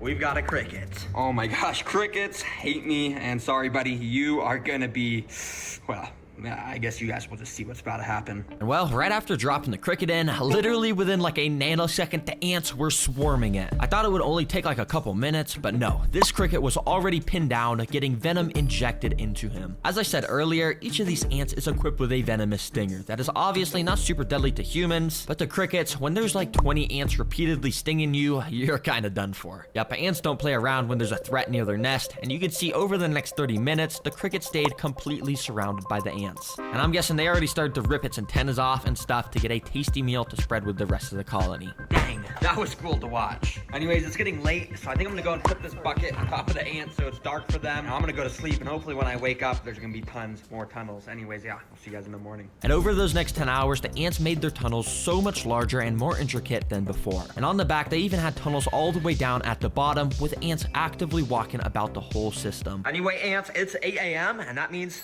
it's time. As you can see, the alarm's going off. It's time for challenge number 3. Let's get these ants trained even more. For this training, I have to pick up one unlucky ant and transport him to the ant lion pit. If you don't know what an ant lion is, well, this is it. It's just a tiny little bug that has actually evolved over millions of years to be an expert at taking They have this shit on peak now. Like, freaking hell. down ants. Basically, when you go and put them on the floor, they start to dig themselves under the ground, and then they just go around digging. And I have 9 more of these guys, which I spread across the whole tank. And as you can see, they all dig around, making these little lines in the ground. But after waiting a few hours, you can see that each of the ant lions had actually dug out their own little pits in the ground, and when an ant walks into the bottom of them, they're basically cooked. All right, I wanna ants, see, I I'm gonna wanna put see. you right at the start. And at Show the end, me. I'm gonna put some breadcrumbs so you can bring back to the colony if you survive this. And without further ado, I let the ant loose. Let's see if he can get the bread to feed the colony. Immediately, he started to explore around the sand area. He had no idea that he was constantly walking near these pits of death. And eventually, he took a wrong step and stumbled inside of one. These pits are specifically designed to make the ants trip into them, but the ant lion at the bottom must have been sleeping or something, because nothing happened and the ant was just able to walk out. But if you look closely, this caused the ant lion to wake up. He was now active and armed, with his mandibles now throwing up sand in case the ant walked in again. And over the next few minutes, the ant did just that. He kept walking inside of the pit,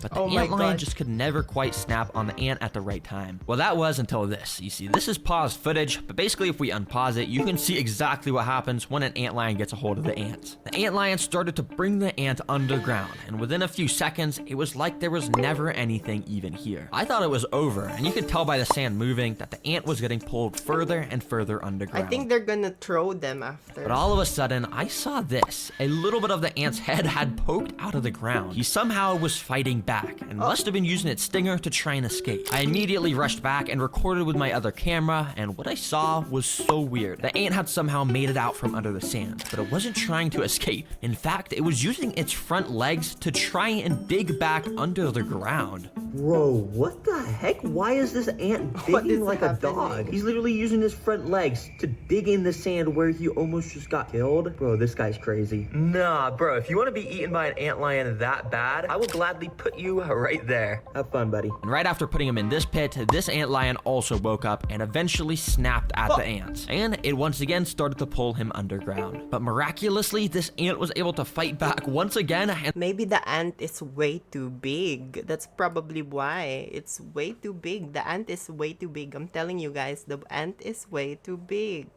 Like, it's a really, really big, this ant. Somehow broke free, immediately ran out of the hole and straight over to the breadcrumbs to claim his prize. Nah, this ant tricked me to have me. That's a winner. Winner ant, guys. Move him closer to the bread, and now he somehow won the challenge. Nah, bro, there is something up with these ants. I'm being dead serious. How on earth did he escape the ant lion pit over here? And how on earth did he escape this one and then know to go to the bread? And now is trying to bring bread back to the colony. Bro, well played. You survived. I'll bring you and all the bread back to the colony. So I brought it all over to the nest, and the entire colony was clearly super excited because they all swarmed the bread and started taking little pieces of it underground. Anyways, I went and waited a few hours and came back to find the nest even bigger once again. The ants still are not done with their training sessions, and next up, we gotta see if they can survive some Venus flytraps for some food. So I immediately picked up some of the workers to bring them to the flytrap minefield, completely decked out with tons of Venus subscribe to this flytrap one. I like this plants. one. For the food on this obstacle, we got a gorilla. I'm just kidding. I don't know why it's packaged in this. Basically what it is just a bunch of oats. And I'm just gonna feed these to the ants. Let's put them inside. You see, each Venus flytrap has these tiny little trigger hairs inside of them, and when something touches them, it causes them to close. And if I carefully put the oats in between the hairs without hitting any of them, I can basically just put the food in here, which will make the ants have to carry them out. But it was actually pretty hard to get the oats perfectly inside, so I ended up just spreading the oats everywhere around the tank. All right, let's see how the ants do in here. I have a feeling they're not gonna do too well, but yeah, we'll see. Immediately, the ants had started to swarm out the tube that I put them in, and they were probably really confused of why they were all just transported away from their nest. And for a little while, they kind of just walked around, investigating their new environment. That was until a couple minutes later, where this first ant walked up to a Venus flytrap plant. He probably had no idea that these plants were basically alive and wanted to eat him whole. Thankfully though, this guy was able to walk out of the plants without triggering any of the traps. However, a few minutes later, this ant walked up to another one of the plants, and well, this time all I'll say is he wasn't as lucky. Surprisingly, he wasn't super attracted to the oats, but it did seem like he may have been attracted. Yeah, because they get attracted at the nectar, right? Like the nectar of the thing. To the traps themselves. You see, Venus flytraps create a very thin layer of nectar around the Oh lip shit, he just of said the it. jaws to lure insects in. And eventually, this ant ended up, well, walking into one, hitting a trigger hair, and just like that, he Yes. was now stuck inside of the jaws. As you can see, the ant was just walking around inside trying to escape, and he had no idea what to do. Too bad for this guy. This trap is going to release a type of acid over the next few days to basically just turn him into some nutrients to make the plant even stronger. Now, interestingly enough, pretty much all the ants I had put inside were staying away from the traps and were all grouped up around this corner. In fact, they were actually starting the process of digging some more tunnels. Now, these ants still think they're in the nest. They're just trying to dig. Well, I mean, I guess it's pretty smart if you're not getting eaten by the traps. Because over the next 20 minutes, only one single ant came across another Venus flytrap. This guy. Let's call him Larry. Now, Larry is a daredevil because he was walking all over the jaws of all of these plants, absolutely risking it for the biscuit. But eventually, Larry's luck ran out because of this happened. The jaw had closed on him, leaving half of his body stuck out of it. This was actually pretty good for Larry because it means he had a chance to escape. Using all of his strength, which albeit is not very much, he tried pushing himself out of the jaws. But the trap is designed to just get tighter. Yeah, it's gonna get tighter. Yeah, And tighter as time goes on, meaning this ant was doomed. Well, not actually, because I kind of felt bad for Larry, so I cheated nature and used my tweezers to open the trap. I safely got Larry out and brought him back to the rest of the colony. You cheater! Anyways, that's Allah, yoy, interfering with natural selection. Yoy, yoy. Why you interfering with natural selection? You should have let them eat the thing. Yoy. training actually went really well. Unfair, Every single ant survived except one. So I brought them all back to the nest and gave the whole colony a bunch of these little gorilla oats to show my support. As you can see, it didn't take long for some of the ants to start moving the oats down to their intricate tunnel systems. And speaking of these tunnel systems, the last training session I'm putting these ants through before the Black Widow is a flood simulation. Yeah, I'm flooding this ant nest. Well, kinda, because if I actually... Wait, aren't they forming like... Won't they just form a fucking... I think when ants get like... In terms of flood, they actually form like some sort of raft. That's what I this think. thing, it would kill every single ant. So instead, I've got this thing called the Little Dripper, which as you can see, drips some water droplets very slowly. Yeah, it might seem kind of lame, but this little bit of water should be enough to eventually collapse part of the ant's tunnel system. And if it does collapse, if they can fix it quickly, it means they would have passed all my training missions, and that means they're ready for the Black Widow. So I immediately started to drop the little droplets of water. And initially, the ants were very confused. Some of the droplets were hitting the ants and making them get completely drenched in water. But to my surprise, it almost seemed like the ants wanted to get wet, because more and more of the ants started to gather around where the water was dropping. They needed to shower because he didn't shower them for days. That's probably why. Bad owner. Don't shower your ants. Actually, a whole pile of ants was getting completely soaked by it. You see, ants are amazing in their ability to work as a team. And in the wild, if a real flood occurred, a massive ant colony would literally join together to make a raft out of their bodies. And that way, the important stuff like the queen and eggs could stay on the top and stay dry to ensure the future of the colony. And on a mini scale, this is sort of what the ants are doing here. They're joining together to make a shield out of their bodies that will prevent the water from getting into their tunnels where all the eggs are stored. Wow, ants are actually amazing. Okay, so basically like a like basically like a water, you know, like the water collection. Oh, like a dam. Oh my god, that is amazing. So not only can they become a raft, they can also become a fucking container. Oh my god, that is amazing. Oh my god, we should use ants now. We should use ants, honestly, to like, we should use ants for water bottles. Not gonna lie. Ants for Expecting water these bottles. tunnels to just collapse from the water, but it seems like ants have literally evolved to do pretty much anything. I'll remove this water. I don't want to do any more harm. You guys proved to me you're very capable. They instantly took down the cricket, somehow escaped the ant lions, survived the Venus flytraps, and even survived a flood. And throughout that process, they managed to build an awesome nest with a thriving colony. It is safe to say these ants are ready for my Black Widow. Now this is actually my last Black Widow because all the other ones from my other videos have escaped. Yeah, don't tell my mom. But anyways, I went and put the Black Widow in a container so you guys could get a good look at it. And as That's you can not tell, real. it has that insane, iconic red hourglass abdomen. Wait, sorry. This is my pet robot Black Widow. This is not the real one. Here is the real Black Widow. As you can tell, it's extremely creepy. And under its glossy black abdomen is where the red hourglass is located. These guys have an insane amount of venom, so if it even bites a single ant, it's safe to say it's gonna be a goner. Anyways, here is the tank where the final battle will take place. I went and put a few sticks from my backyard, then I put in the Black Widow. Immediately, she started climbing all over the sticks, and I went and waited a little while she sort of settled in and found a nice spot to rest. Once she did, I went to the ant nest, scooped a good amount of liquid into a tube so we could get this battle started. Let's get these ants in here. Let the games begin!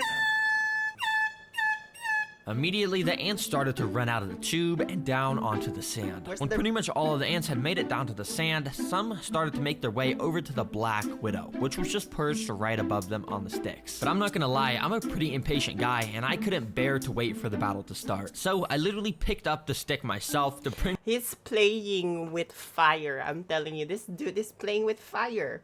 Like, what if you should let the thing.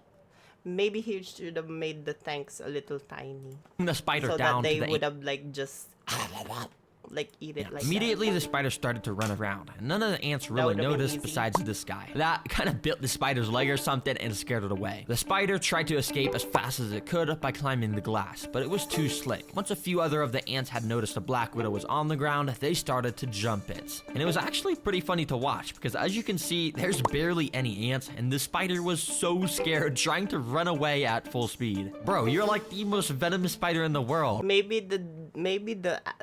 it's domesticated. The Black Widow is domesticated. I'm telling you. Why are you not just fighting back? And yeah, a couple of the ants just kind of continued to terrorize the Black Widow. But the thing is, all of the rest of the ants were kind of just doing their own thing at the other side of the enclosure. I had to make this more interesting, so I had a better plan. I went and picked up all of the ants to bring them back to the nest. All right, well, I got the Black Widow from the tank, and hey, the title did say 1,000 ants versus Black Widow. Let's actually put this to the test against 1,000 ants. And well, I dropped the spider inside, and it immediately started going crazy, running everywhere. And obviously, the ants did not act kindly. Every single worker went on red alert mode and jumped onto the spider, grabbing her with their mandibles and repeatedly stinging it over and over. As you saw with the cricket, ants do not mess around with stuff in their nest. And to my surprise, the Black Widow did not even get a chance to fight back. It's actually pretty crazy how quickly the ants had pinned it down and started to devour. Yeah, that is so crazy. That's like overwhelming. The fucking justice for the Black Widow, by the way. Like, what if I wanted the Black Widow to win? Gosh. And yeah, well, that's literally all that happened. And that should answer your question of who wins in a fight. 1,000 ants definitely wins. And they basically beat everything. There's a reason why ants are the secret king of the animal kingdom. Apparently, they would weigh the same size. Hello there. They'd weigh the same size. Hi, big guy. What did you have? I'm just like looking at this shit. Sorry, like I'm just like. Big guy redeemed. Hello there. I should turn that off. Like the AI is fucking like annoying me now. Like, Zac Efron is a yacht boy. Really? Oh, really? Oh shit. No, actually, I said I should have watched. Okay, now let's watch this one because this is drama. I like drama. Zac Efron is hamburgers and fries. Like, you just had that yesterday, didn't you? Why are you having the same food from yesterday and today? Hmm? Hmm? Hmm? Hmm? Hmm? Hmm? Hmm? Hmm? Hmm? Really?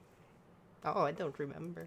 Allegedly a yacht boy. Zac Efron earns a big payday while on a luxurious yacht with older men. His net worth has increased by $5 million from other ventures outside of acting. Speaking of yachting, it is very, very rare that the Svengali lets the former Disney actor out of his sight during yachting season. A Svengali is a person who controls others with powerful mental manipulation. The actor from A Family Affair joined a group of friends on a yacht. Why would somebody with multiple stints in rehab vacation in I need to cut my nails, sorry. Like I have like Zac Efron was once a Disney star until he became one of the biggest yacht boys. For decades, he's been hired and pressured by rich and powerful men to go on these lavish trips with these old creeps. At one point, Zac tried to stop yachting, but his pimp was not happy about that because Zac makes him a lot of money. So Zac has been physically attacked by his pimp several times for disobeying his orders, which is why Zac Efron is so scared to leave the yachting world. So let's get into it.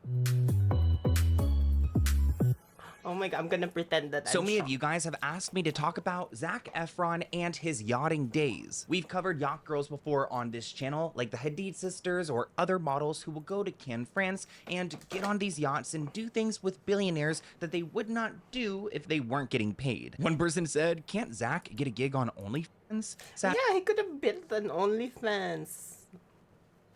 Yeah, that is weird. You could have built an OnlyFans. Yeah, actually, to think about it. I heard he was like here not that long ago. He wasn't like he was shooting a couple of shows and movies here not that long ago. Sadly, this is not surprising to me. Now, I don't think Zac I is mean, going not to create exactly here where I'm at, but like on the coast, OF basically. page anytime soon because yachting is a lot more elite than that and you make a lot more money. Of course, everything in this video is going to be alleged. I want to go and cover my back because I don't know if Zac Efron is a yacht boy, but I have collected all the evidence on the internet Should I and I'm play going to something present it to today? you I guys don't know if today. I One play- person I feel said like that Zac playing Efron has something been today. groomed his entire life. He shouldn't be judged for the results of that abuse. When it comes to Zac Efron and yachting, there's not a lot of published evidence because the New York Times isn't going to go and cover this story. Zac Efron has had a tough life when it comes to being a child star, having his issues with drugs and fame. There's also that suspicious hospitalization he had following a swimming incident, the moment where he slipped and broke his jaw. Now that I think about it, there's been a lot of unexplained moments in Zac's life, and I think that shows how troublesome his past has been. Zac has had a documented history of substance abuse, including alcohol and drugs, which escalated in 2024, resulting in him going to rehab. Yachting is pretty much the practice when wealthy individuals engage in escorting-like relationships with famous personalities. Yachting culture involves a lot of different celebrities, so the lines kind of blur when people are just hanging out with fellow elites or if they're on the job. There is a video I found on YouTube where they're exploring a little bit more of these allegations involving Zac. Let's go ahead and take a look. In 2013, the same year Zac was going to rehab repeatedly for cocaine and alcohol, and also supposedly broke his face by slipping in a puddle of water with socks on while running through his home. We'll get back to that, I promise. Well, that same year, Vanity Fair and I Hollywood don't want to Reporter watch both. it, honestly. I'm not. Red gonna- light, it's everywhere. Celebrities, skincare influencers, biohackers. Male wellness influencers get their own special name for some reason. What does it do? Which masks actually work? Why are they so expensive? And Are you kidding me? Biohackers, my butt. can you make your own cheaper version? I'm Michelle, chemistry PhD and skincare nerd. To get to the bottom of this, I teamed up with Becky Stern and Ruth Amos, two incredible makers here on YouTube. Let's start with the science of STEM girls represent. Oh my god, look at STEM girls. They are the STEM girls, creative STEM girls. Sorry. of red light. Light can do stuff to skin. I know this sounds like weird pseudoscience, and frankly, a lot of the stuff around red light gives off kind of cult vibes. It's hard to take it seriously when it's promoted by a lot of people like this. Sunning your balls and photobiomodulation, ball slapping and massaging. But there are lots of other examples of skin absorbing light and that energy making something happen. Laser hair removal, really intense light gets absorbed by pigment in hair, it turns into heat, and that kills the hair. UVB from the sun can get absorbed by this thing, a bond breaks, and you get pre-vitamin D. Or it gets absorbed by DNA, that reacts, and that can lead to lots of things like skin cancer, pigment-producing cells pumping out more pigment, and these pigment-producing cells multiplying. In the 1960s, lasers started being used for medical treatments, and there were questions about whether this really intense light might trigger cancer. So a scientist tried zapping shaved rats with red light every day. I know this does not help with the weird cult vibes. He didn't find any cancer, but the zapped rats regrew their hair faster. He used red light because the first lasers were red, and this whole rats with nice hair thing led to more investigation of light treatments. There's now been thousands of studies published on red light, including clinical trials. These found benefits for a whole bunch of things like osteoarthritis, wound healing, pain relief, and of course, skin improvements. The science is a bit murky for reasons that we will get into, but scientists largely agree that red light does something called photobiomodulation.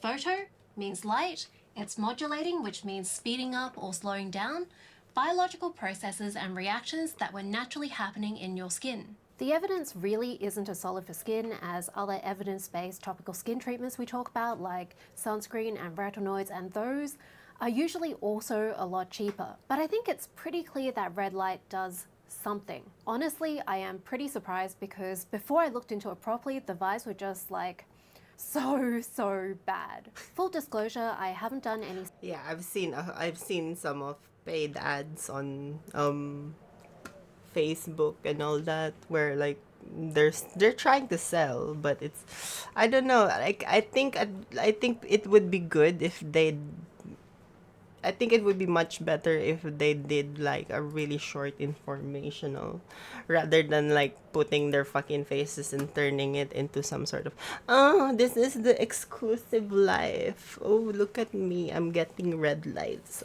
Red lights. Oh my god, red lights. Look at that, red lights. I mean, you can do that in the sun. The sun would actually love that, but just don't do it over time. But you know, it's like, hello, like, gosh, calm down. And usually it's, you can see the sort of people who are into it, like it's like, ooh, I'm the strong person, much so, or I don't know how to like pretend like a sexy girl. How do you pretend to be a sexy girl? Light devices, How do you do that? I have been sent a whole bunch of masks over the years. Now that I have looked into them, I am more motivated. How do you act like a to try to sexy and use pretty them, but girl? I am just really bad at forming habits, so we'll see. Here's what seems to be happening. Red light goes into your skin, it gets absorbed by the mitochondria. Say the line, Bart! The powerhouse of the cell. Yeah. Basically, this respiration reaction She's is from how our body yeah, produces. she's Australian. Yeah, and she's a scientist.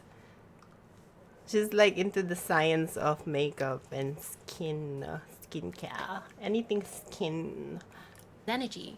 That energy is what powers all of the chemical reactions happening inside our cells. There are lots of little reactions that add up to make this overall process, and a lot of them are happening inside your mitochondria. They contain an enzyme, and one of its jobs is to just chop up the oxygen. To control how much oxygen chopping happens, there's a whole bunch of nitric oxide sitting in the way, and that is not choppable. The main way that red light is thought to work is it breaks the glue sticking the nitric oxide on so that more oxygen can come in and get chopped. You get more energy. You get faster respiration, which generally seems to speed up natural processes. So in skin, what happens is you get faster healing and repair, reduced inflammation. You also get faster cell reproduction, including fibroblasts, which are cells that are in the dermis of the skin, so the lower layer. They produce more substances like collagen and elastin, which gives your skin a lot of its volume and elasticity, and it generally helps with texture. So that generally makes your skin look and behave better. But just to make things a bit more complicated, which is going to be a recurring theme, some cells that don't have that oxygen chopping enzyme, they still respond to red. What is something that has to do with mitochondria as well? Is it mitosis or something? Oh.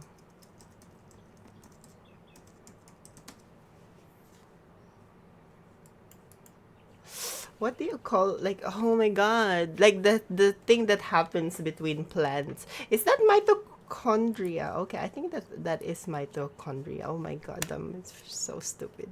But like basically it's the same effect as basically shining the sun, basically from the sun.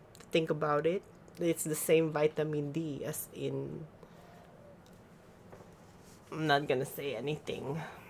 I'm a Red light. clean So there girl are now. probably other things in the Innocent. mitochondria that are absorbing light and increasing respiration. That released nitric oxide also widens blood vessels, so you get increased blood flow, which also could contribute to the skin benefits. And there might just be Chlorophyll, that's the word. That's the word. Chlorophyll. Okay, that's okay. Yep. Thank you. Cause yeah, that's the plants, right? Like, what is it? Water as well? Is the water included with that process? I'm like, I couldn't recall. I'm trying to like go back to my memory, like, trying to search shit, but like, yeah, like I couldn't find completely it. different mechanisms that haven't been found yet. But what lights will actually make all of this happen, that's where things get a bit more messy. There are 'Cause two I'm so important things when it messy. comes to light and That skin. I'm so First, fucking wavelength. clean. This is basically the color of the light, and we are using the word color very loosely here. Things in your skin that absorb light, we call these chromophores. They absorb some colors of light and not others. If I shine this red laser through the red cellophane, the brightness doesn't change much, so most of the red light is going through. But the blue makes it a lot dimmer, so there is energy absorbing into the blue cellophane here. There's potential for a reaction, but there is much, much less for the red. My blue laser doesn't match as nicely, but you can see it does still get dimmer in the red and brighter through the blue. So this time, there's more potential for a reaction in the red cellophane. For skin treatments, the most studied wavelengths are red, partly because that is what they researched first, the rats with the good hair. Red light also gets deeper into your skin. It isn't absorbed by as much stuff near the very top, so this white light mostly has red left over. In general, it seems like red wavelengths roughly between 600 and 700 nanometers have similar effects in skin. The main two wavelengths you'll see in LED skin products are 633 nanometers and 660 nanometers. Also, LEDs aren't lasers, so they put out a range of wavelengths. This one will be the main one, but you send me a they'll put video out as some well. on either I'll side watch of all of that, them and there's after this also a one. bit of wiggle room about where the middle is. So, plus or Anyone minus has about any 10 video, you nanometers. can whisper me Some a masks video. also Just have don't near send me anything infrared. This is nasty. like an invisible, redder version of red. It has longer wavelengths, and they can penetrate deeper. 770 to about 1200 nanometers has similar overall effects on skin, so the ones down here, but it seems to be absorbed by a different part of the cell. It's photoreceptors in the cell membrane and on membranes inside the cell. Some studies have actually found that near infrared might be more beneficial than red light, and that might be because it penetrates deeper, so it reaches more cells. The most popular wavelength for skin is 830 nanometers. Yes, there is a gap here. For some reason, it seems like these wavelengths just don't have these usual effects. It might be because oxygen Velvet. absorbs those wavelengths, and that could... Oh my god, you're gonna show Velvet again? Oh my god. Okay, I just guess kind of interfere with that whole it does oxygen invite chopping some thing. people And within. this is just another Like, it's complicated thing with crazy. light. Some wavelengths will So actually... I'm gonna think Twitch equals boobies from now on. Twitch equals boobies. Twitch equals boobies. To think about it, like my boobs are actually like, it's actually shit when I look at it in the mirror. Like it's going sideways. Like it's so weird. Like what the fuck? Like I'm looking at it and like, oh my god, what the hell? undo This the looks effects of other disgusting as wavelengths. hell. The sun is And one it's heavy, kind of heavy, kind of example. heavy. It has all of these wavelengths, including the beneficial red It's making and me infrared slouch ones. too. But if you get a whole bunch of sunlight, then all of this stuff actually ends up getting worse. Biology is complicated. There are a few less popular wavelengths. Blue is still used quite a bit. The most popular one is 415 nanometers.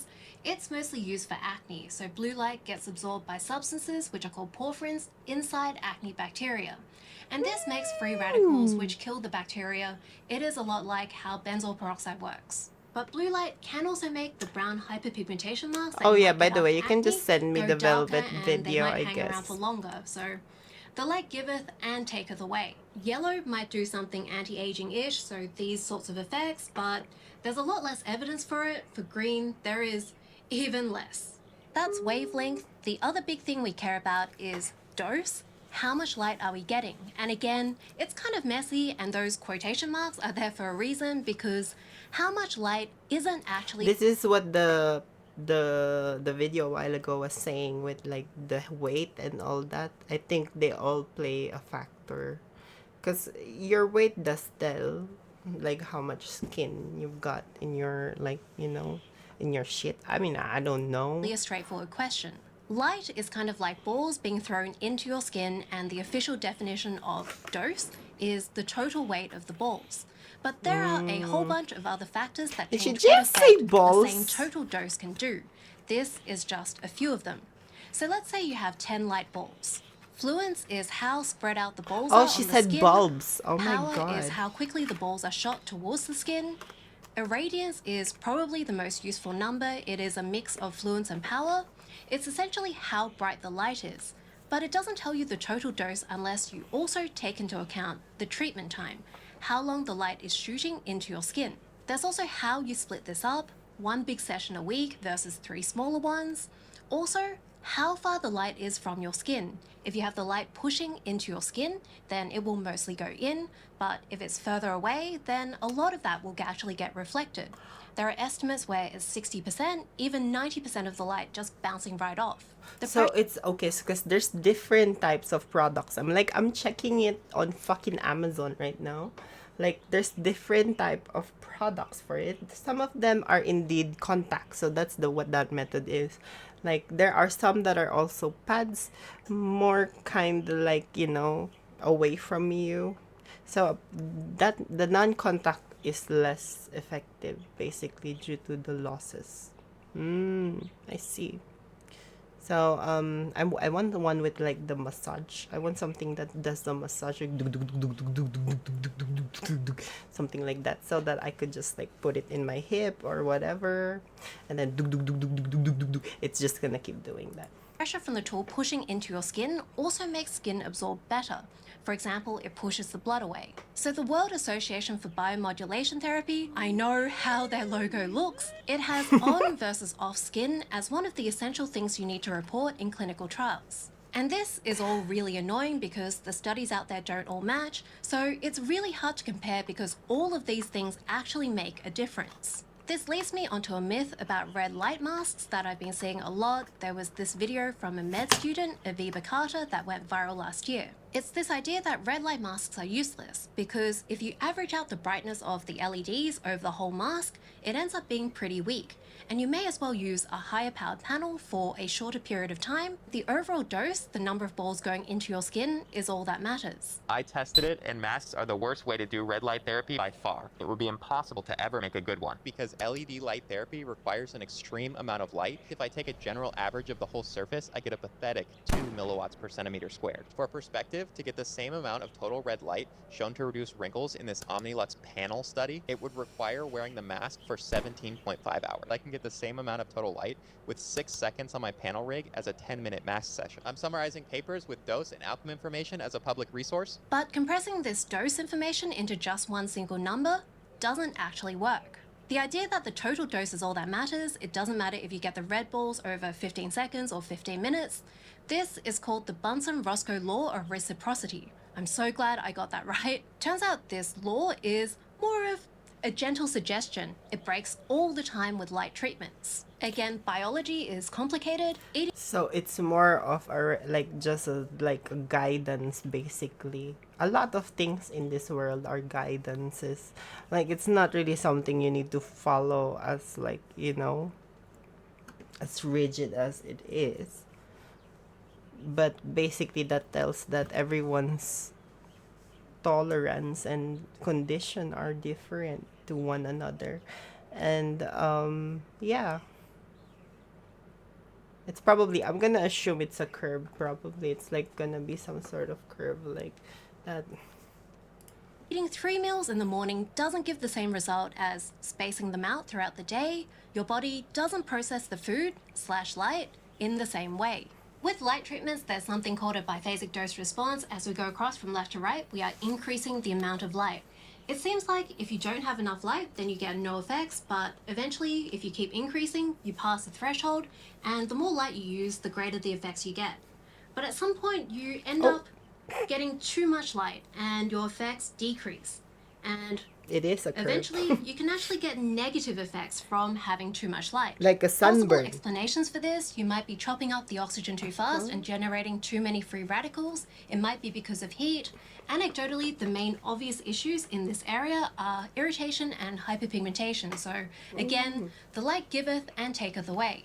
So you have a therapeutic window around here with a medium amount of light, and this is another law called the Ange-Schools law. A lot of scientists seem to like naming things after themselves. There are lots of in vitro studies with cells, animal studies, and clinical trials showing this relationship where the best amount of light is somewhere in the middle.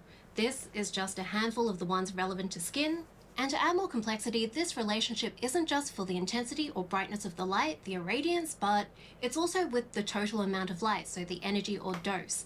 And where you get the best results and when you start dipping into this negative region depends on a whole bunch of things: the wavelengths, the cells, the results that you're looking for, how deep the cells are, probably also lots of genetic factors. On top of that, a mask is actually a bunch of bright spots spread out. That's not going to have the same effect as if you averaged it out and just had a continuous sheet of lower brightness. Again, that is that Bunsen-Roscoe law of reciprocity breaking. Yes, there are gaps in between the lights, but it isn't just the skin directly under the lights that get benefits, the surrounding areas do as well. There is a cool experiment where 2 wounds were created about 2 inches apart. Only one of them was treated with light, but the other wound also healed faster. There's also the light bouncing off skin thing. A lot of the bulbs are probably pressing into your skin in a mask, depending on how well the mask fits your face, but none of them will be for a panel. So even if the 2 products are putting out the same amount of light, the same dose, that's not actually what gets into your skin. So I think it's misleading to say that masks are a scam and everyone should just use a panel to get the same dose. Comparing one number from each just doesn't make sense scientifically. It would be nice to have a proper clinical trial comparing them for different skin benefits, but anecdotally, some people see better results from masks, some see better from panels, some people see side effects from one of these and not the other. But the most important thing, I think, is to find something that you are likely to use consistently. Because for all of these devices, the effects are cumulative. Small panels tend to be cheaper, but you generally need more space for them, and they need to be attached to a wall socket. But the treatment times are usually shorter, and you can use them for more parts of your body without it being super awkward, and there are more different options. Masks are easier to move around with. I found that I can actually cook with one on. Maybe this will finally help me build a habit. But it does depend on how well your eyes fit the mask. You can also get them into your luggage more easily if you travel a lot. You can use them on other parts of your body, but it's a little bit more awkward than a panel. Some people find masks uncomfortable, other people find sitting in front of a panel with their eyes closed or just staring into the light uncomfortable. I don't think there is a right answer for everyone. Also, I kind of lied about the wavelengths before. Those buckets of wavelengths do have the same overall effect, but some wavelengths are more powerful than others. You need a lot less 620 nanometer light to get the same effects as 650 nanometer, although both of them are red. Mess. Again, whether red light treatments are worth it for you Life depends is a on so mess. many factors. You really need to decide based on your own situation. What benefits you want out of it, like for your skin or other parts of your body, what your budget is, whether you can stick to using it. But I do think they offer benefits that standard cosmetic skincare products, the ones that you just slap on top of your skin, do not. So in my opinion, the best way to deal with all of this complexity is to pick a product type, whether it's a mask or a panel, based on what you think you can benefit more from. I highly recommend reading reviews. Then for the products you're considering, check that they have parameters that do what you want. The combination of wavelength, irradiance, treatment schedule, also things like warranty and whether they break easily. For masks, these parameters tend to be what people agree works, the situation with there not being many studies and the studies being sponsored by brands because there is Yeah, not... it's really sus when someone pays for it.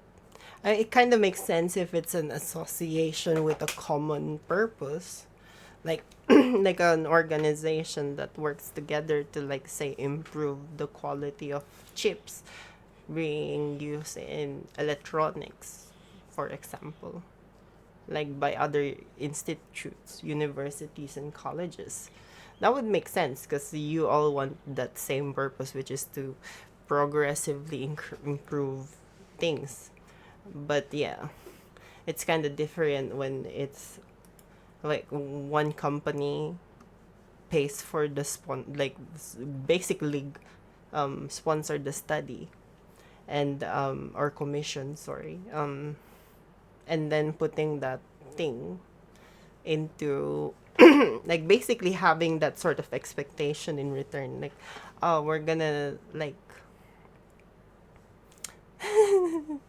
yeah. Hi, how are you, Marsh Carado? Why are you checking about poop? Did you want to check your poop? Not that much public funding for skincare research. That is a whole different mess. I am not going into here, poop, but didn't you? it is You pretty just much the stuff wanted in to my see original poop. video, but just worse with a whole bunch of like scammy stuff and weird vibes layered on top. Most studies are on in-clinic panels, but there are a few studies on masks. If you're looking to buy a mask, I highly Because recommend. I have no idea what to put as a fucking tag. Like, I don't know. I don't feel comfortable putting like my shit. Because yeah, I'm not really like on Twitch doing like, I don't know. I just, yeah, I don't know. I just put poop in English. I think the English automatically puts it on. Like whenever I'm streaming. But the poop is just something I just added. Just so that you know that I'm not an AI. Recommend this amazingly detailed not an review post AI. from Vanessa of Goals to Get Glowing. Whoa, $300? What the fuck? What the fuck? $300? That is so crazy. No way. Like we for our dog, because we're doing it on Missy, like the red light thing. We kind of just do it on the thing, but I do want to search for massage, actually. Massage for dogs. Massage for dogs. Because yeah. Hey and welcome. Today we're talking about doggy massage. Doggy This is Spencer. massage. Massage has a number of therapeutic benefits.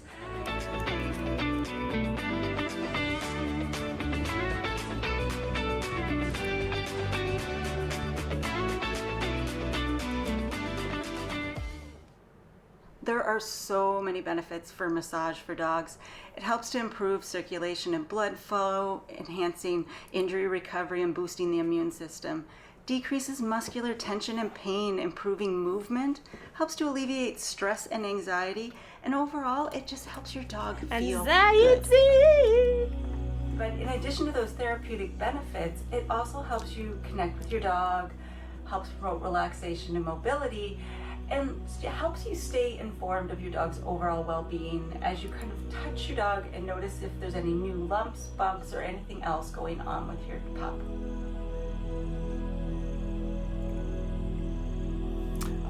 I might do this. I might do this. I'm seriously considering it. You always want to start with a light touch and notice where I'm situated. So non-slip surface.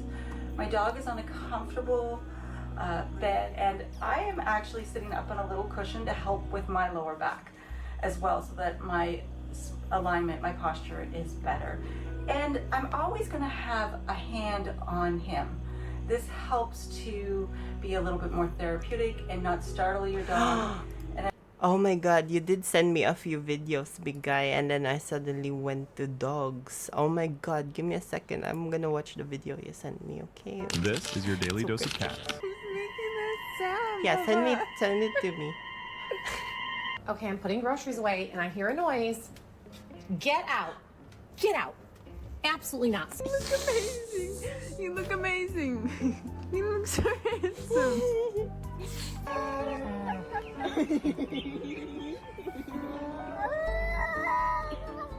You never know what his next move will be.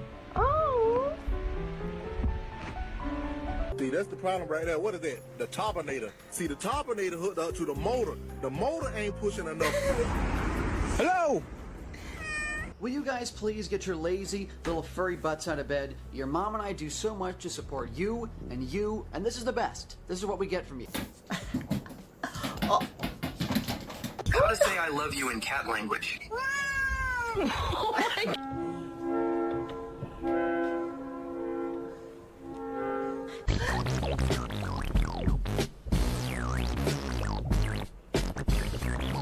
Ay, ay, ay.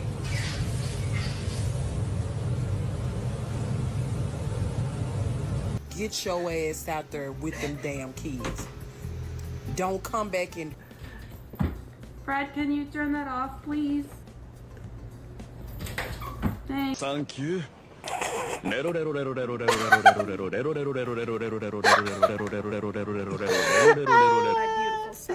is so funny. It really was pretty. Promise, guys. Did you come up here to make me feel better, bud? Did you think making your cricket noises would help? Yeah. That is so cute. The noise is so cute. Like, oh my god. Quick kitten rescue.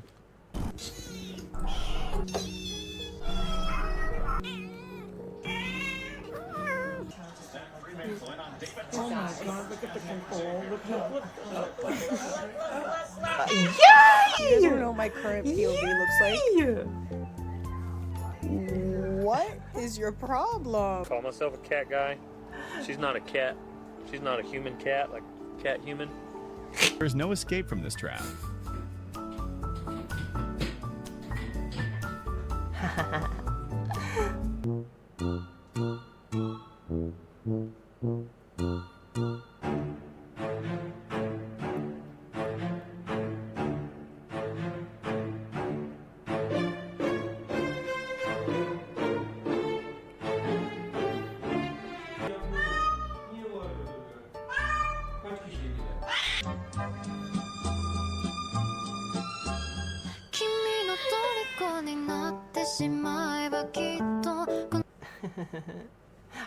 I like this one. That was a naughty cat though. I just want to say, naughty cat.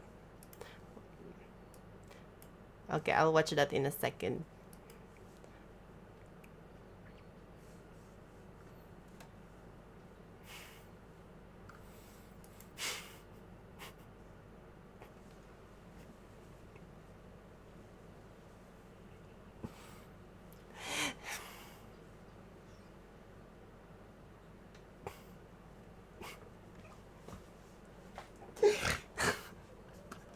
Ish. Oh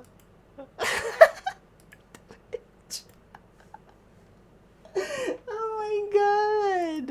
I'm going to start with a gentle touch. We're going to do a little massage today, Spencer. Is that okay, Mr. Spencer? Just getting a sense of what is going on in your dog and how things are feeling, how your dog's responding to your touch. So we're going to start at the head. Ish. Come in with heavy hands. Think of kind of sinking into the tissues. And the pad, not quite the pads of the fingers, but the flat part of your fingers. And you can start by stroking around the face. And we're going to come in on either side of the jaw, little circles. And we're going to come into the neck. Oh, And Penny again, loves the neck. more of the circular Penny loves the motion. neck. So this is more a petrissage or kind of a kneading type motion, but again, lighter pressure, not too heavy, but we want to promote some circulation here along with the relaxation. And as you come down over the shoulders, this could be an area that might be a little bit sore on your dog. We're going to come all the way down the feet, front paws. And then we're going to do a little bit of pressure. So you can lay one palm over the other, and we're just going to do gentle pressure over the shoulder blades. Watch the bony areas. You want to be a little bit lighter in the bony areas. And then we're just doing a little push. Ooh. As we go down through the shoulders. This over the very muscular area. You probably. Ooh. And as you come down more, Send it onto to the me limb, so I can use it you're as a gonna come break. more with your thumbs. Okay, so or the thumbs long, and then flat part of your fingers. We're gonna go Okay, so all flat the way is down this to a one, dog's flat. And then we're gonna go back up. So this helps to, again, if there's any swelling or we're trying to promote circulation, this upward motion is really good for helping with the circulation. And then we're gonna go back to the head. We're gonna just come back to that long stroking massage. We're gonna do the back now. So every time we start a new kind of body part, we wanna go back to that original, starting at the I mean, I think you should build a community. I think you can always build a community of other, you know, you did show me that video of I feel like, yeah, because I feel like you guys would have some sort of common, you know, generational things, like games you guys probably play commonly and all that stuff. And it also feels less lonely. That's my opinion, obviously. head, long stroking effleurage, promoting relaxation and circulation. So coming back to the head. And this one we're going to use a different technique. So you're going to come down one side of the spine and we're going to use our thumbs. And we're going to do kind of like a V type movement down one side of the spine. You want to move nice and slow. When you're in that mid back, you can come back to that flat palm. Notice I'm always keeping a hand on my dog. If it's an area that's a little bit more, your dog might look up at you if it's a little bit tender, go for a wider surface area. So a flat palm is the broadest surface area and the most gentle, and I can even use just a little bit of pressure, especially as I come down over the hips. So smaller dogs, you're gonna feel this bony prominence along the hip here, and we're gonna do like that V type movement with the thumbs again, all the way down the leg. Larger dogs, you might want to take flat palms and you're kind of pushing a little bit with your body. So it's not, I'm not kneading with my arms, I'm using my whole body and I'm really monitoring how my dog is doing. And as we come down over the knees, be gentle over the knees, again, those flat palms, a little bit of stroking. And as we get to the lower legs, again, those thumbs, as you go all the way down. And remember to do each foot, each paw. Their foot is nasty though. Like they be stepping on shit sometimes. Like nasty dogs. I'll probably. How should I do this one? Maybe I'll use gloves. Maybe I'll. No, that feels disconnected though, because you'd be using gloves. Oh, also I do have a cut. Guys. I got cut yesterday. Look at that though. Feel bad for me. But yeah, I might have to use gloves on this hand at least, so that it doesn't, like, you know. And then we're gonna come back up the leg. Gentle as you come up, but your long strokes coming up the leg. And then to finish our massage, we're gonna finish the way we started. So coming back up to the head and long relaxing strokes, starting at the head, the neck.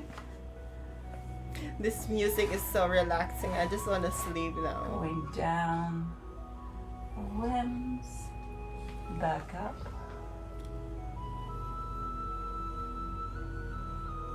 Good. Going back to the head, going down the back, going down the ribs. Light pressure, not too fast. I'm gonna do this seriously. I'm gonna do this. Back to the head and neck. I'm gonna do this. I have to change my shit. I'm gonna wear the same clothes I had yesterday, cause yeah, that way it goes straight into the wash, and I don't need to like wear this one. But yeah, I'm seriously gonna do this. Promise. Don't forget that space But I'm between wondering the how shoulder I should do. blades. show it on stream. And then down the back legs. Make sure you go all the way to the feet. And then back up. You can hear the dog like the dog is saying this is so good. I love it. More please. More massages. Good job, buddy.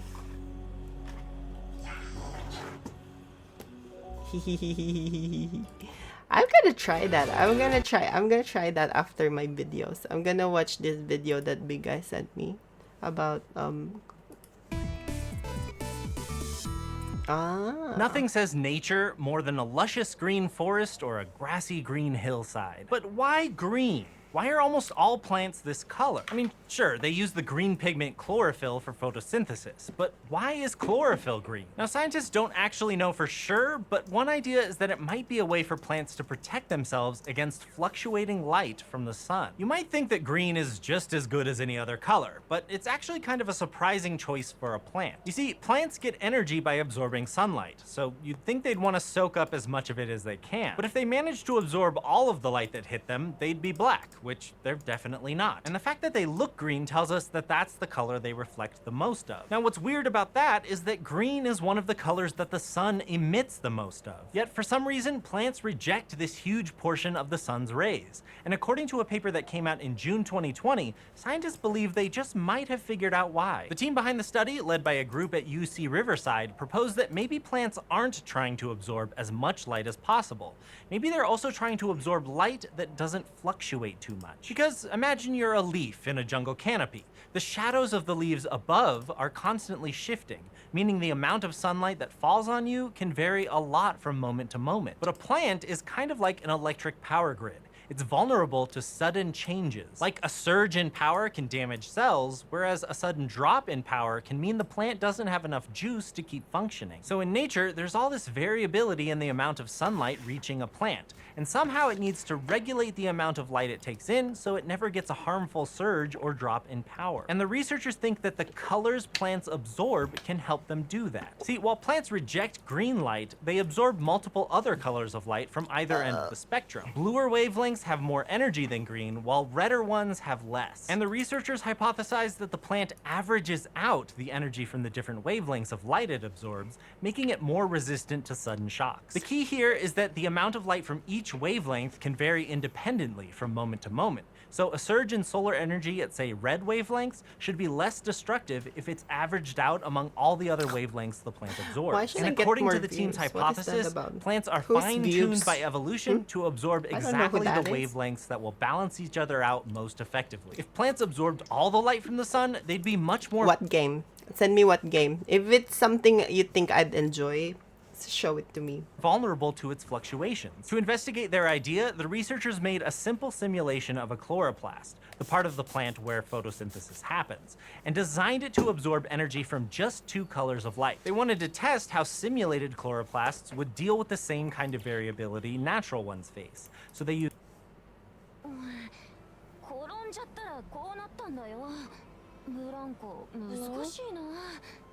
Oh my god.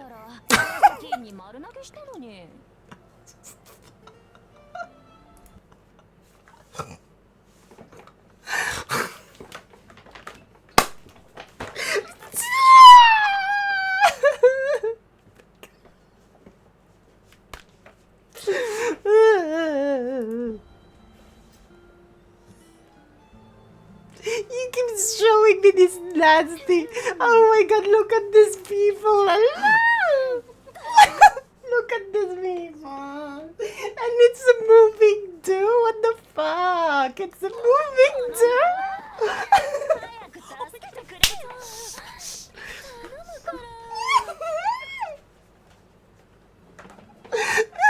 the fuck? Big guy. What is this?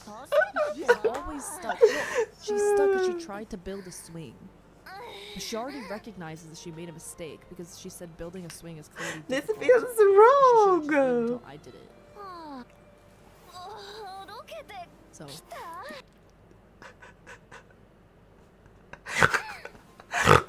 happens. sound like a pig now. Ew. But what is it about? Like, is it like does it have a story and all that like stuff?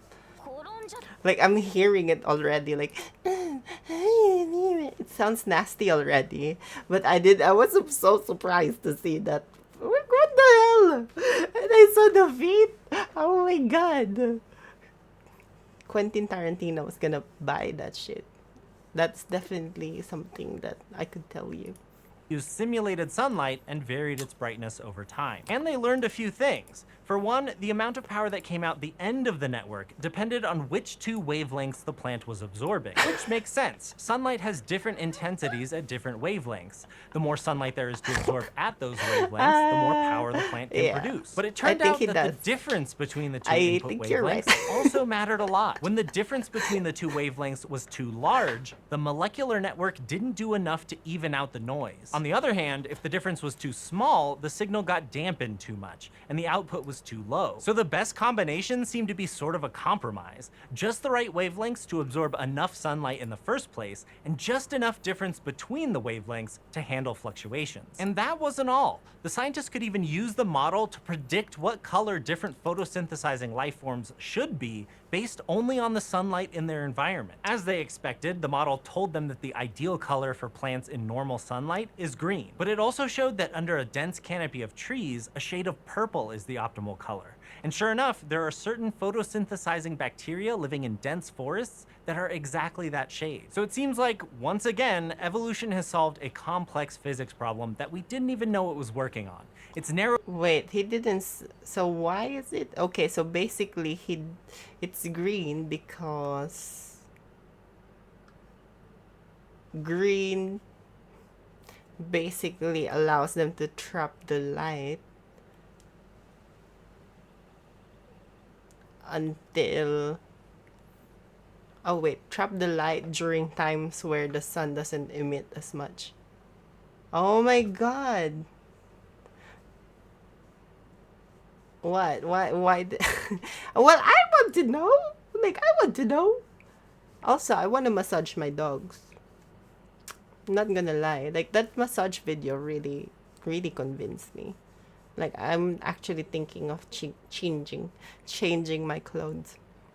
Because I kind of don't want to play video games today. Like, I don't know. I just don't want to play video games today. I don't think perfect color to make plants grow. So maybe when it comes to photosynthesis, it really is easier being green. Thank you for watching this episode of Green in what? Green in what, mister? What green are we talking about? What green are we talking? Are we talking about what green are we saying, huh?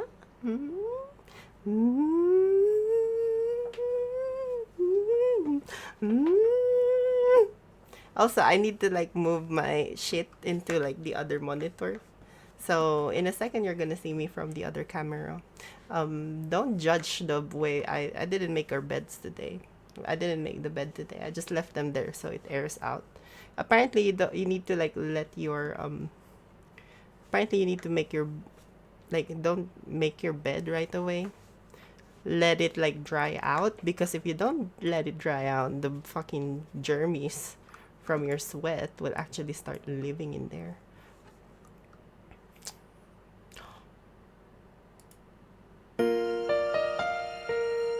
Why do they all sound so fucking like they all sound so relaxing. I'm gonna fall asleep if they keep on putting that shit. I'm gonna put a random do you have the video, big guy? Do you have the video? Can you send me your video, big guy? So that I could like you know, put it on here. Please. Please. Please. Please.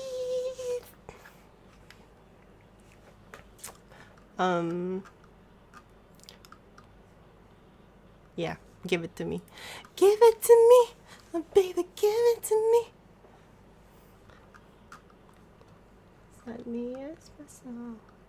I can relate.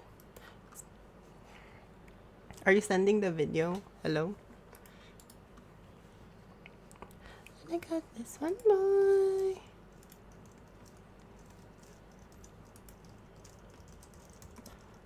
Okay,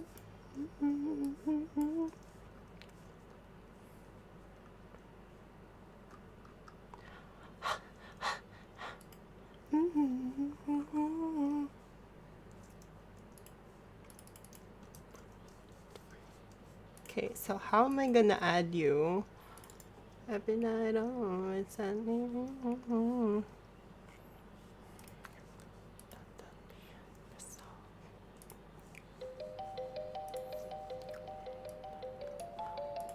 Save every night, no.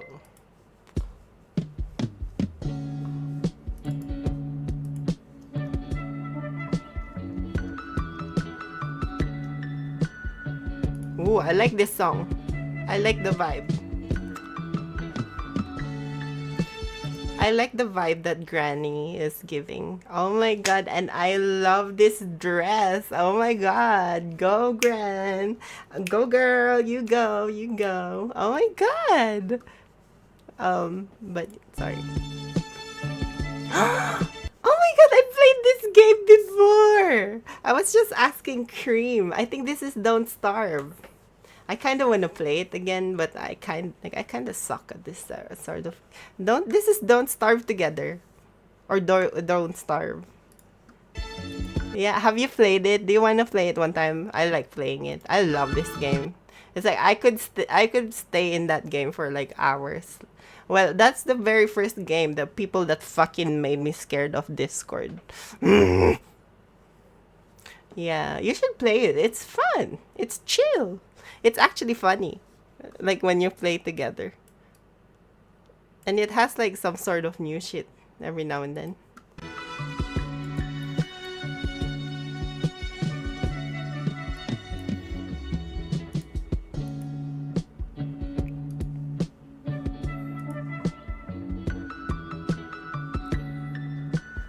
Okay, now I gotta change.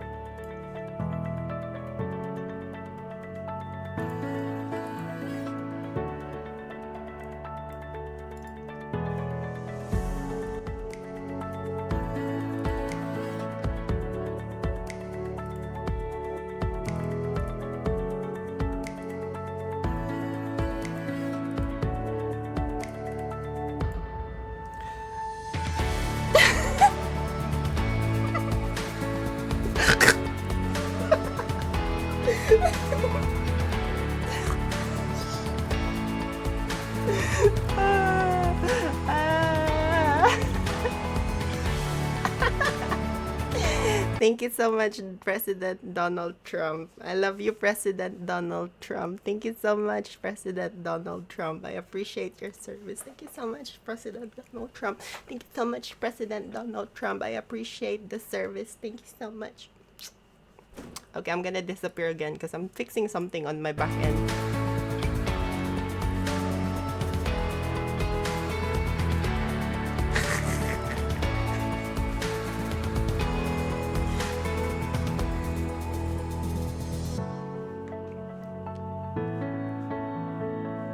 I like her braids. Her braids are so beautiful. Like I wish I could have those sort of braids.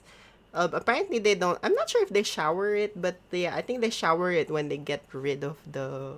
Like I don't think they could shower it with the braid on. Like they need to actually like, like I don't even think you could remove the braids on. Like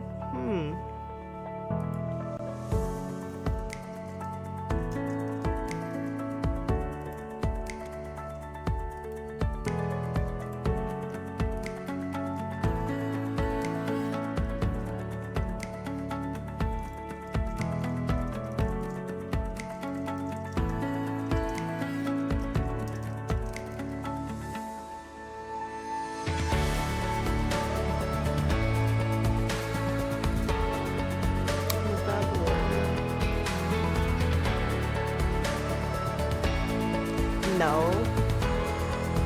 Who's who? Oh yeah, I was setting myself up.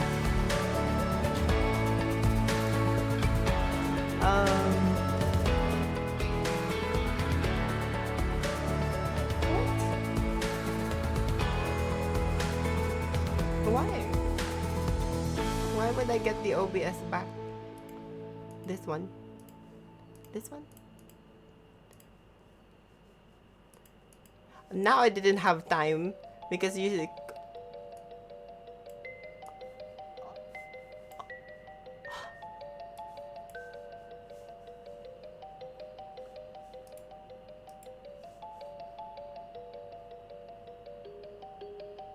What the hell? My shit isn't responding. Can you see me? Can you see me? Can you see me? Like, how does that, like, is that working? What the hell? What the hell? What the hell? Like, my OBS is like on fucking, like, not responding. What do you mean T-side? What do you mean T-side? I guess I'll put something up just because I need to change my clothes because I'm gonna give the dogs a little bit of a... Also, shit, how do I like try to adjust the shit? Okay, give it.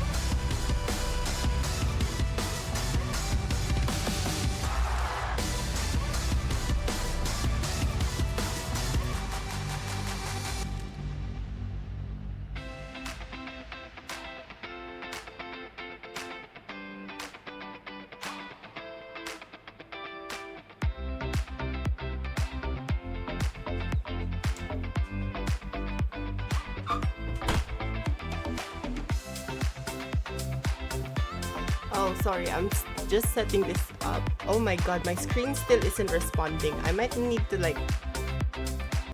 What the hell is going on? Like, I think I need to like, wait. Let's wait for the program to respond. Like, yeah, something's going on my screen. Like, I don't think... I'm not sure if you can see this, but it's stuck on not responding. It's fucking stuck on not responding. It's like just there. Oh, now it's stuck. Wait. Hello? Can you hear me? Because I don't see the audio mixer working anymore.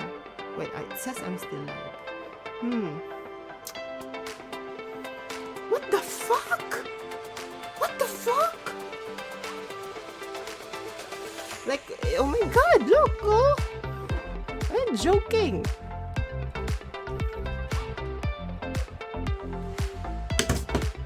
Not responding. Not responding. Not responding.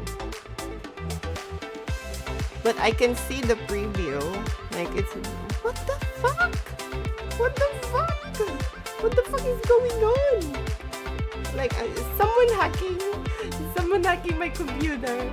Is someone being... Please don't hack me. Oh my god, she fucking... You reckon? Oh. What do you mean encoding a live stream? Time-lapse stream. You reckon this one is making it crazy?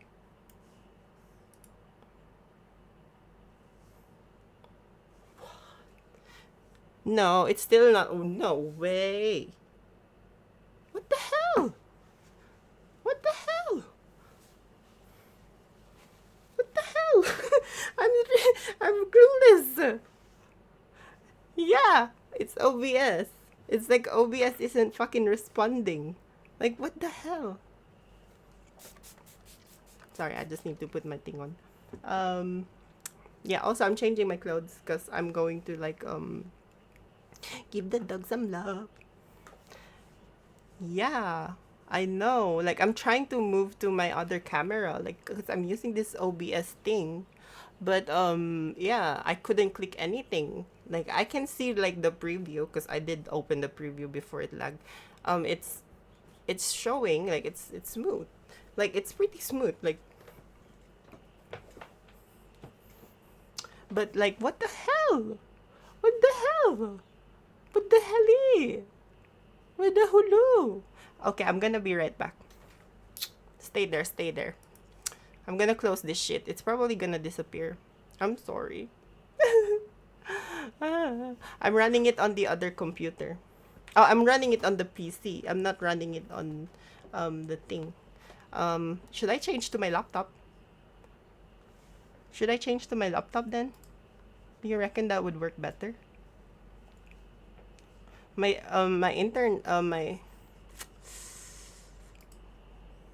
my thing is only 720p and it's kind of shit. True.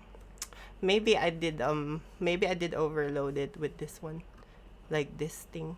But oh, it's impossible that it's fucking like it's fucking oh, I have Notion on the back. Oh, okay, that's probably why too.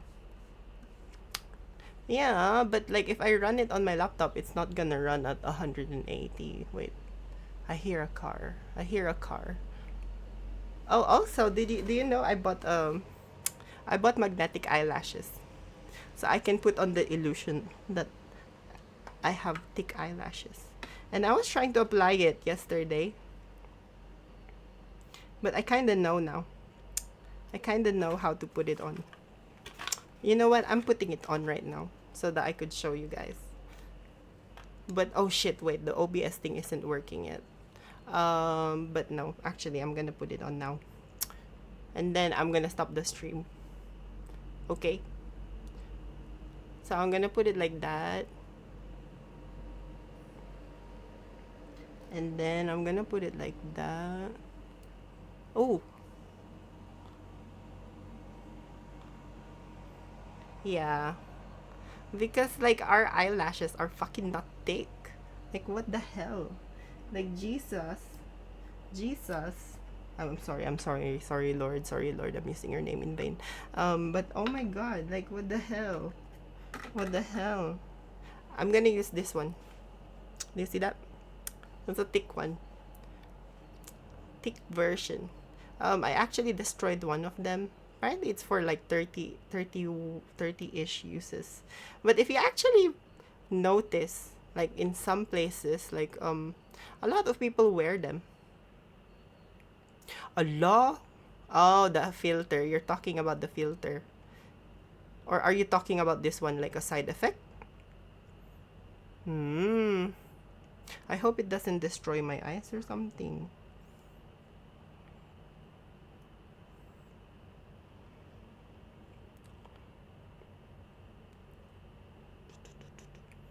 Okay. So apparently I just need to do that. Okay, I need a mirror. I need a mirror. A mirror. Okay, I'm gonna use this one.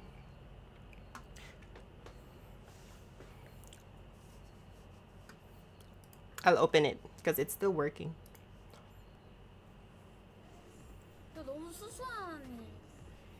Yeah. Their filters are like, gosh, the Koreans. Oh!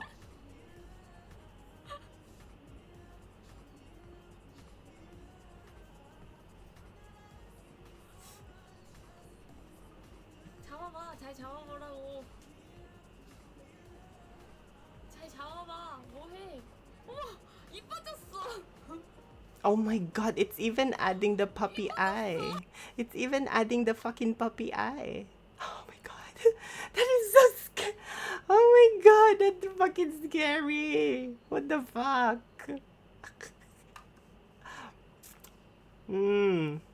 Should I use one? What app are they using? Have you asked what app they're using?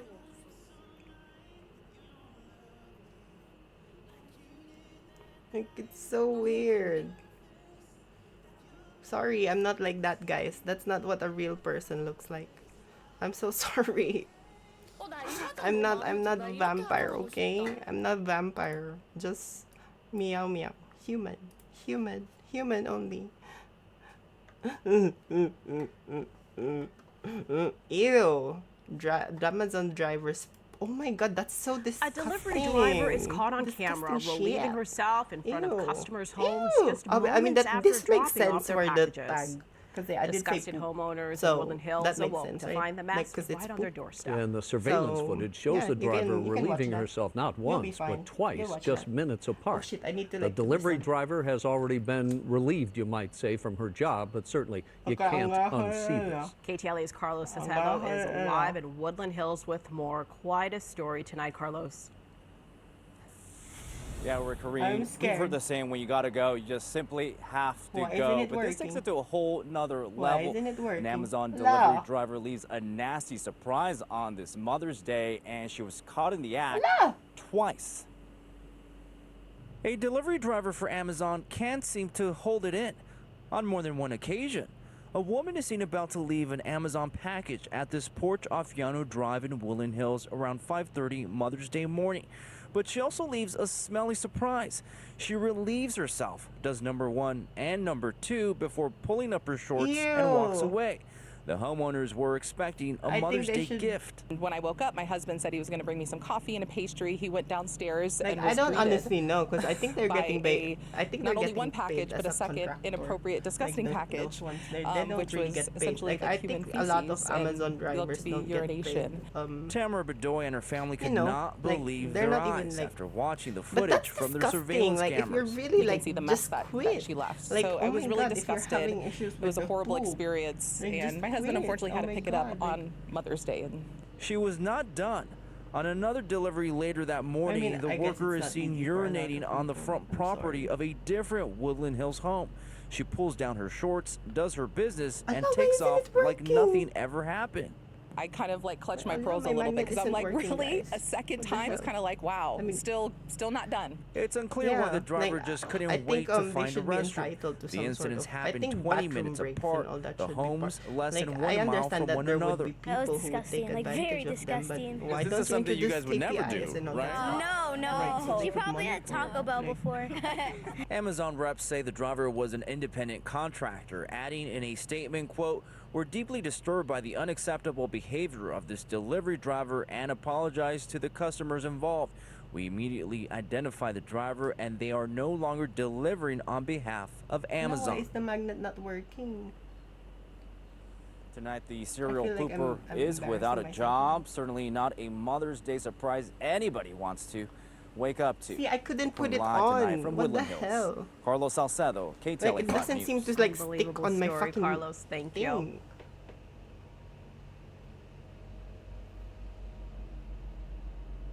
Oh shit, it's done. They don't want to go back here. You know what? Let's just fucking go to the dogs. I'm gonna end the stream. I'm done with this shit. Like freaking like. Like I was gonna be like, oh my god, I'ma try. And I was thinking of using that for work as well. Like freaking hell. Like I'm just so annoyed. Like so annoyed. What is that? Did you send me something or is this 12? Oh no, this is the